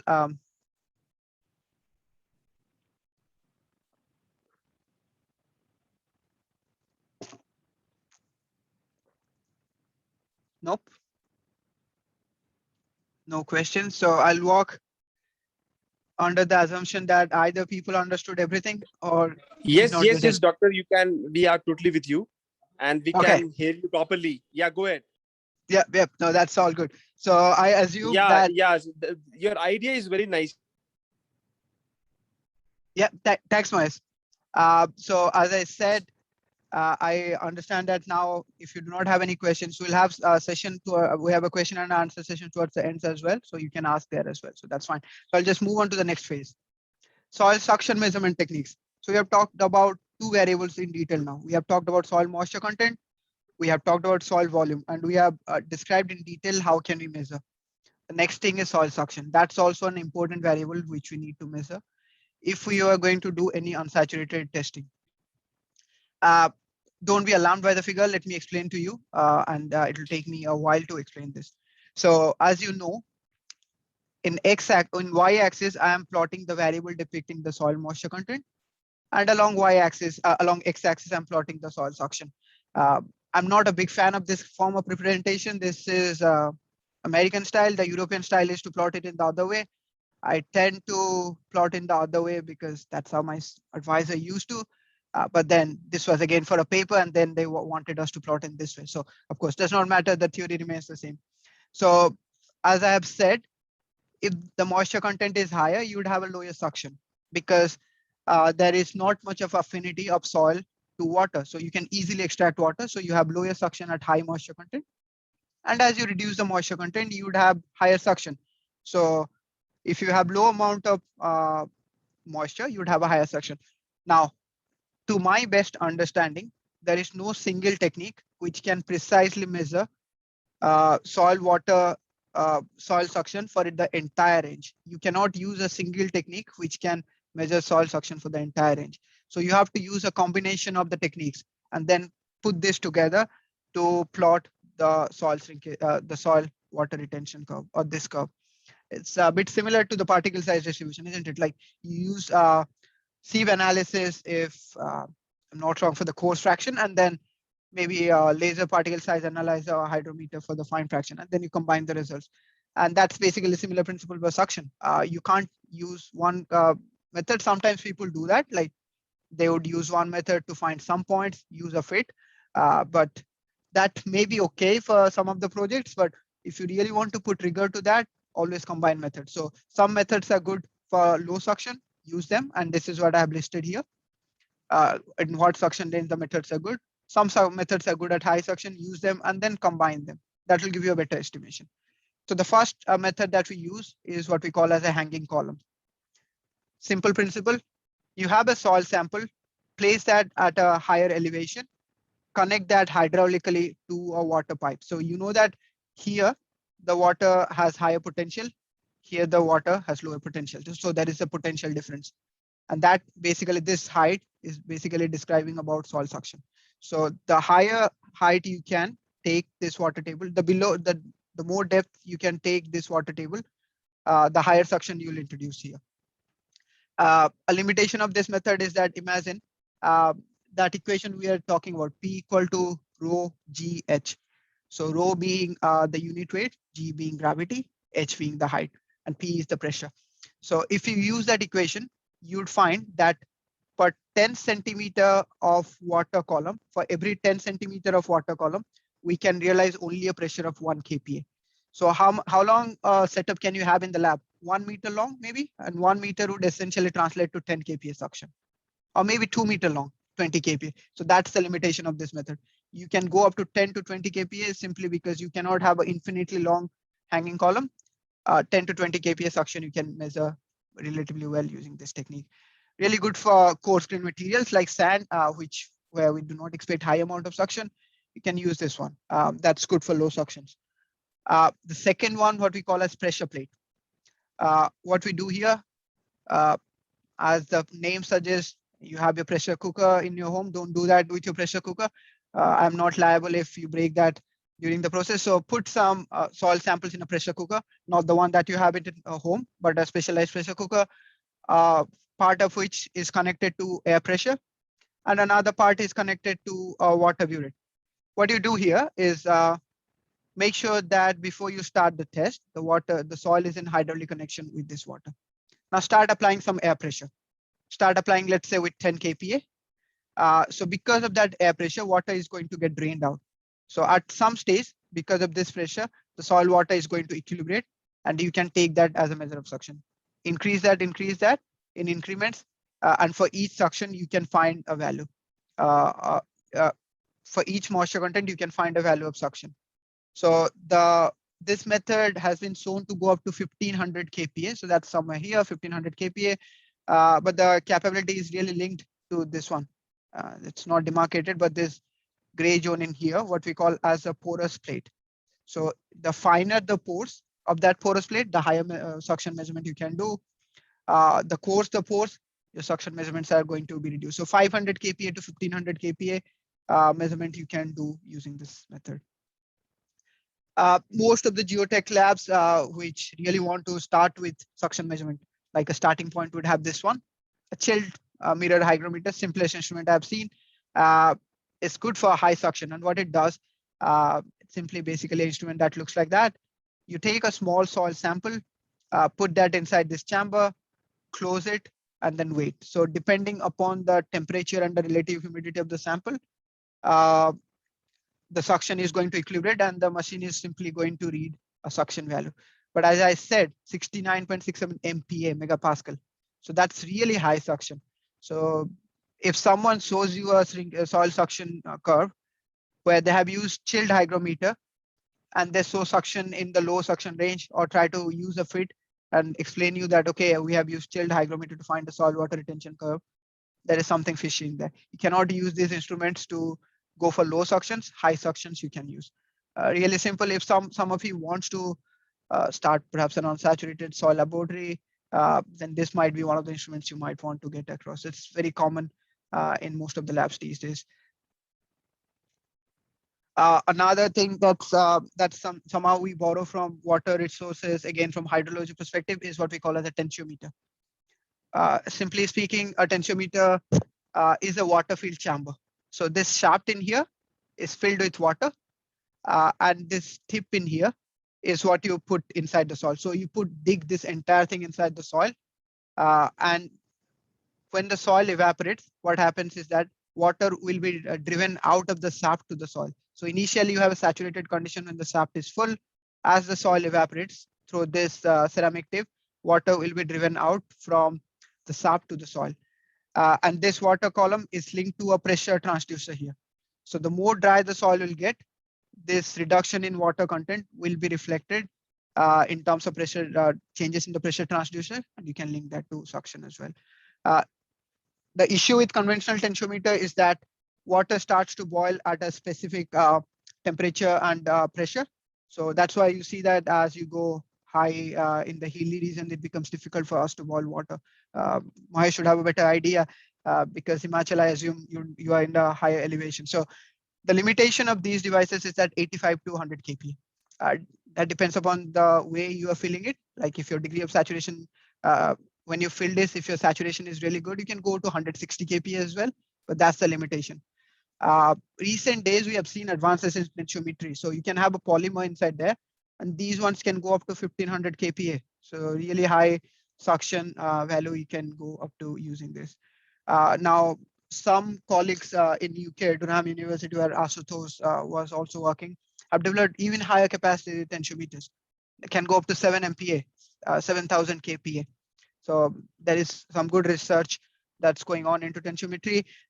Particularly speaking, I am more inclined towards tensiometer and towards tensiometry simply because of the fact that you get a continuous reading. You get a continuous reading of suction, unlike the other measurements, which were point-wise readings. Okay, so we have spoken about soil suction measurement techniques. Let's look at the second important part, which is soil water retention curve. So soil water retention curve, let's revise what we have spoken. We have spoken about soil shrinkage curve, and that talks how changes in moisture content describes a change in soil volume. Now, water retention curve is going to talk about how the change in soil moisture content changes the soil suction, right? So 3 variables: soil volume, soil moisture content, soil suction. If we combine soil moisture content and soil volume, we talk about shrinkage curve. If we combine soil suction to gravimetric moisture content, we stick to soil water retention curve. So as I've said, the most conventional method to plot soil water retention curve is in terms of gravimetric moisture content. So W, as you know, if you have a higher moisture content, you have lower suction, and as you reduce, you would have a higher suction. This is very common, and as at an initial stage, you would have a slurry state. So the soil is really saturated. As you progress, you would see that air entry will happen into the soil. And in this case, water phase is continuous, air phase is continuous. Sometimes we call that as a capillary phase. Don't confuse with the capillary phenomena. This phase is called as a capillary phase or a capillary structure. Then you have funicular, which is where you have a continuous air phase but discontinuous water phase. The last part is dry or pendular state. I do not want to go much detail into this, but just understand that there is this phasal changes that happen in the soil during this process. So SWRC, soil water retention curve in terms of gravimetric moisture content, is the most commonly used form in geotechnical engineering. That's something that we use very commonly, at least those who work on unsaturated soils. However, this is not adequate to find the air entry value. It will not tell us clearly where air is entering into the soil system. Here we see that air enter here, somewhere here, right? Between these two, and from this curve, you cannot say that. So that's how we come across volumetric moisture content. So if we know the initial volume of the soil skeleton, if we know the initial volume when you started the test, you can simply use that volume to calculate the volumetric moisture content. So you'd see that initial volume is going to be here. And if you have the final volume, then also you can reach something which looks like that. However, this is not a true representative. This is somehow that gets practiced in the lab, but this may not be a true representative. You would ask me why, and I think I have given you the answer. The answer is that because there is a volume change that happens during this process. So the true curve will lie between these two extremes. And for this curve, we'll need the shrinkage curve. So find the soil water retention curve in terms of gravimetric moisture content, use the shrinkage curve and the volume from there to find the instantaneous volumetric moisture content. And from there, you can find this one. And based on the shrinkage curve, you should determine degree of saturation. And this is where we find the air entry. So when you plot in terms of degree of saturation, it clearly finds a peak or a kink, whatever you want to call it. And that shows clearly where shrinkage on air entry occurs into soil system. So soil water retention curve in terms of degree of saturation is based on actual measurement of the volume, not the assumption of initial or the final volume. A lot of the laboratories do that.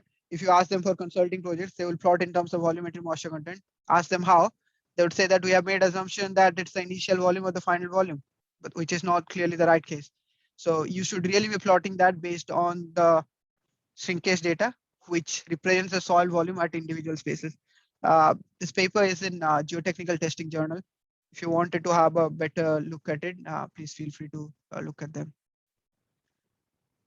Okay, so this is again, not the right thing, but sometimes I use this for the students as well to introduce them to soil water retention curve. So this was a beach at Gold Coast, which is 70 kilometers, 60 kilometers away. For your perspective, I think we had Commonwealth Games in Gold Coast last year or 2 years ago, not last year, of course, maybe 2 years ago. And in this zone, if you can see, there is water in here. So the soil is going to be saturated. So that's saturated zone. And as you move away, you would have an unsaturated zone.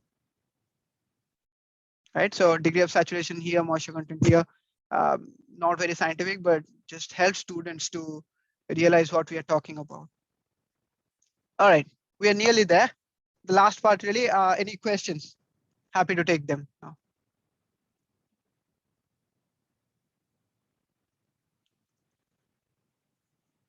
If you have any other questions, because Dr. Partha wants to make it interactive, and that's what he's expecting from every one of us. Dr. Partha, you know, I wanted to take questions in last, but okay. Yep, we can do that.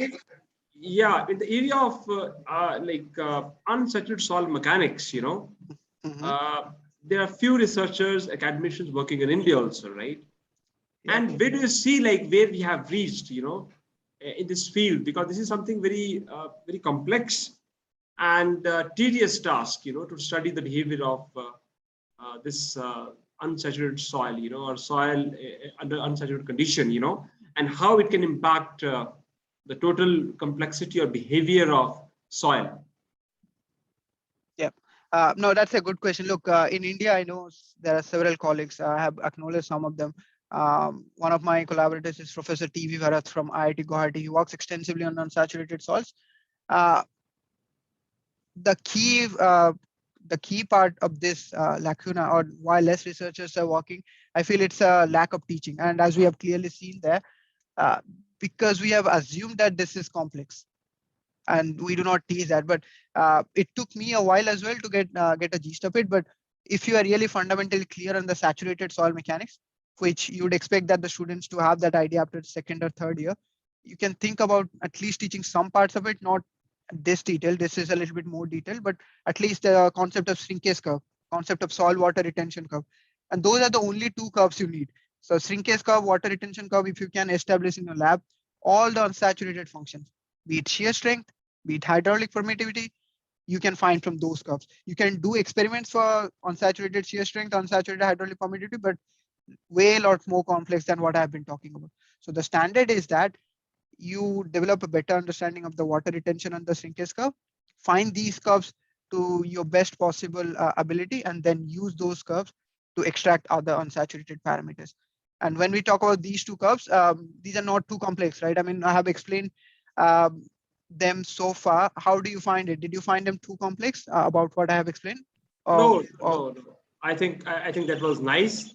I also tried to understand, and yeah, it going in my head. I can say that. So that's the intent. Yeah. No, that's all good, Mahesh. That's what faculty development workshops are, right? I mean, you Yeah. really want to see that there is some knowledge transfer happening, and it's just not me talking all the way. It's really getting across to the people that this is intended for. Okay, Right. so if there, Another question, Dr. Bhatha, yeah, I had in my mind, okay, I try to understand it. I'm yeah, understanding it. Can you just please, although it's, some sort of hypothetical question, that how this behavior, how incorporating this behavior in study of landslide, because we are a little bit focused on disasters. So, and the behavior of landslides in the field, how this complexity or this complex uncertain solid mechanics behavior can impact, can significantly change what we are expecting when we are trying to study the behavior of landslide, or trying to propose some mitigation measures for for any unstable slope or landslide. Yeah. good question. I'll answer that question from two aspects. One, from the unsaturated perspective. I have shown you one case, like in Hong Kong, if you have been there, they have a lot of slopes. So there is a lot of slope stability failure at one stage, 60s or 70s. So now if you go to Hong Kong, you would see that all of their slopes are numbered. So number 1, number 2, number 3, something like that. So they know that which slope is failing or something. So that's the reason why they want to demarcate. And we have seen that these slopes stay stable even when we get factor of safety based on saturated soil mechanics as less than 1. So if you get something less than 1, you would be interested to put a lot more money to stabilize retrofit, while the slope might just be fine. I mean, most of the times, sometimes when I look at it, I find that if you are not disturbing a slope, just let it as it is, unless it is giving us critical deformations, then it can be fine. So that's somehow you can use that into the analysis to get a better estimation of the factor of safety. Second part is that shown you about electromagnetic measurements, and they form a critical part of early detection of landslides. I haven't spoken about how they can be done, but you have seen that they can be used for moisture content measurements. Same principle applies. They can be used for density measurement, any kind of deformation flow. So those things also can be used. I'm pretty sure I did not attend a presentation by Dr. Kala, but he must have spoken about these electromagnetic methods to some extent. Yes. I think that I was about to come to that. For example, Dr. Kala, and I also going to collaborate with him. We are going to take this up, where we are trying to, come up with a solution. Sort of early warning system, and for early warning system for landslide, the main foundation stone for it is sensors. And sensors, then what are the data that we are getting from the field? And I think then the unsaturated soil mechanics fundamental concepts, they play very much crucial role, to make that early warning system, successful one by coming up with good predictions. That's really a good point, Mahesh. There, I just want to add one suggestion there before we move to the next section. It's very important that when we select the sensors, we select the sensors which are backed by a good understanding of their physical behavior. Like the sensors that I have shown you there in the presentation, most of them has a solid physical background in terms of how we collect the data. But a lot of sensors, you'll get cheap sensors, and they will give you a straight reading of moisture content. It's a black box. You do not know. They are using dielectric principles, but you do not know how the results are coming. You can find maybe $5, $10 moisture content sensors on eBay, but I question them, and it's always good to approach these problems with a little bit of suspicion, because you really want to know what's going on inside the sensor. Like some sensors might be good for more high moisture, some sensors might be bad for high moisture. So you really need to know and adopt a sensor which has a strong physical background, which is strongly supported by a physical understanding, if that makes sense. Yeah, I think that's why this topic was included in this what you call this program on disaster resilient infrastructure, because many participants might be wondering how it gets connected, and that's the significant connection that we see in coming up with solutions for disaster resilient infrastructure in the field. The unsaturated soil mechanics, which is a branch of geotechnical engineering, plays the most crucial role in giving us the best possible efficient solutions in terms of landslide early warning system designs, or coming up with solution for mitigation of disasters. So yeah, go ahead, sir, please.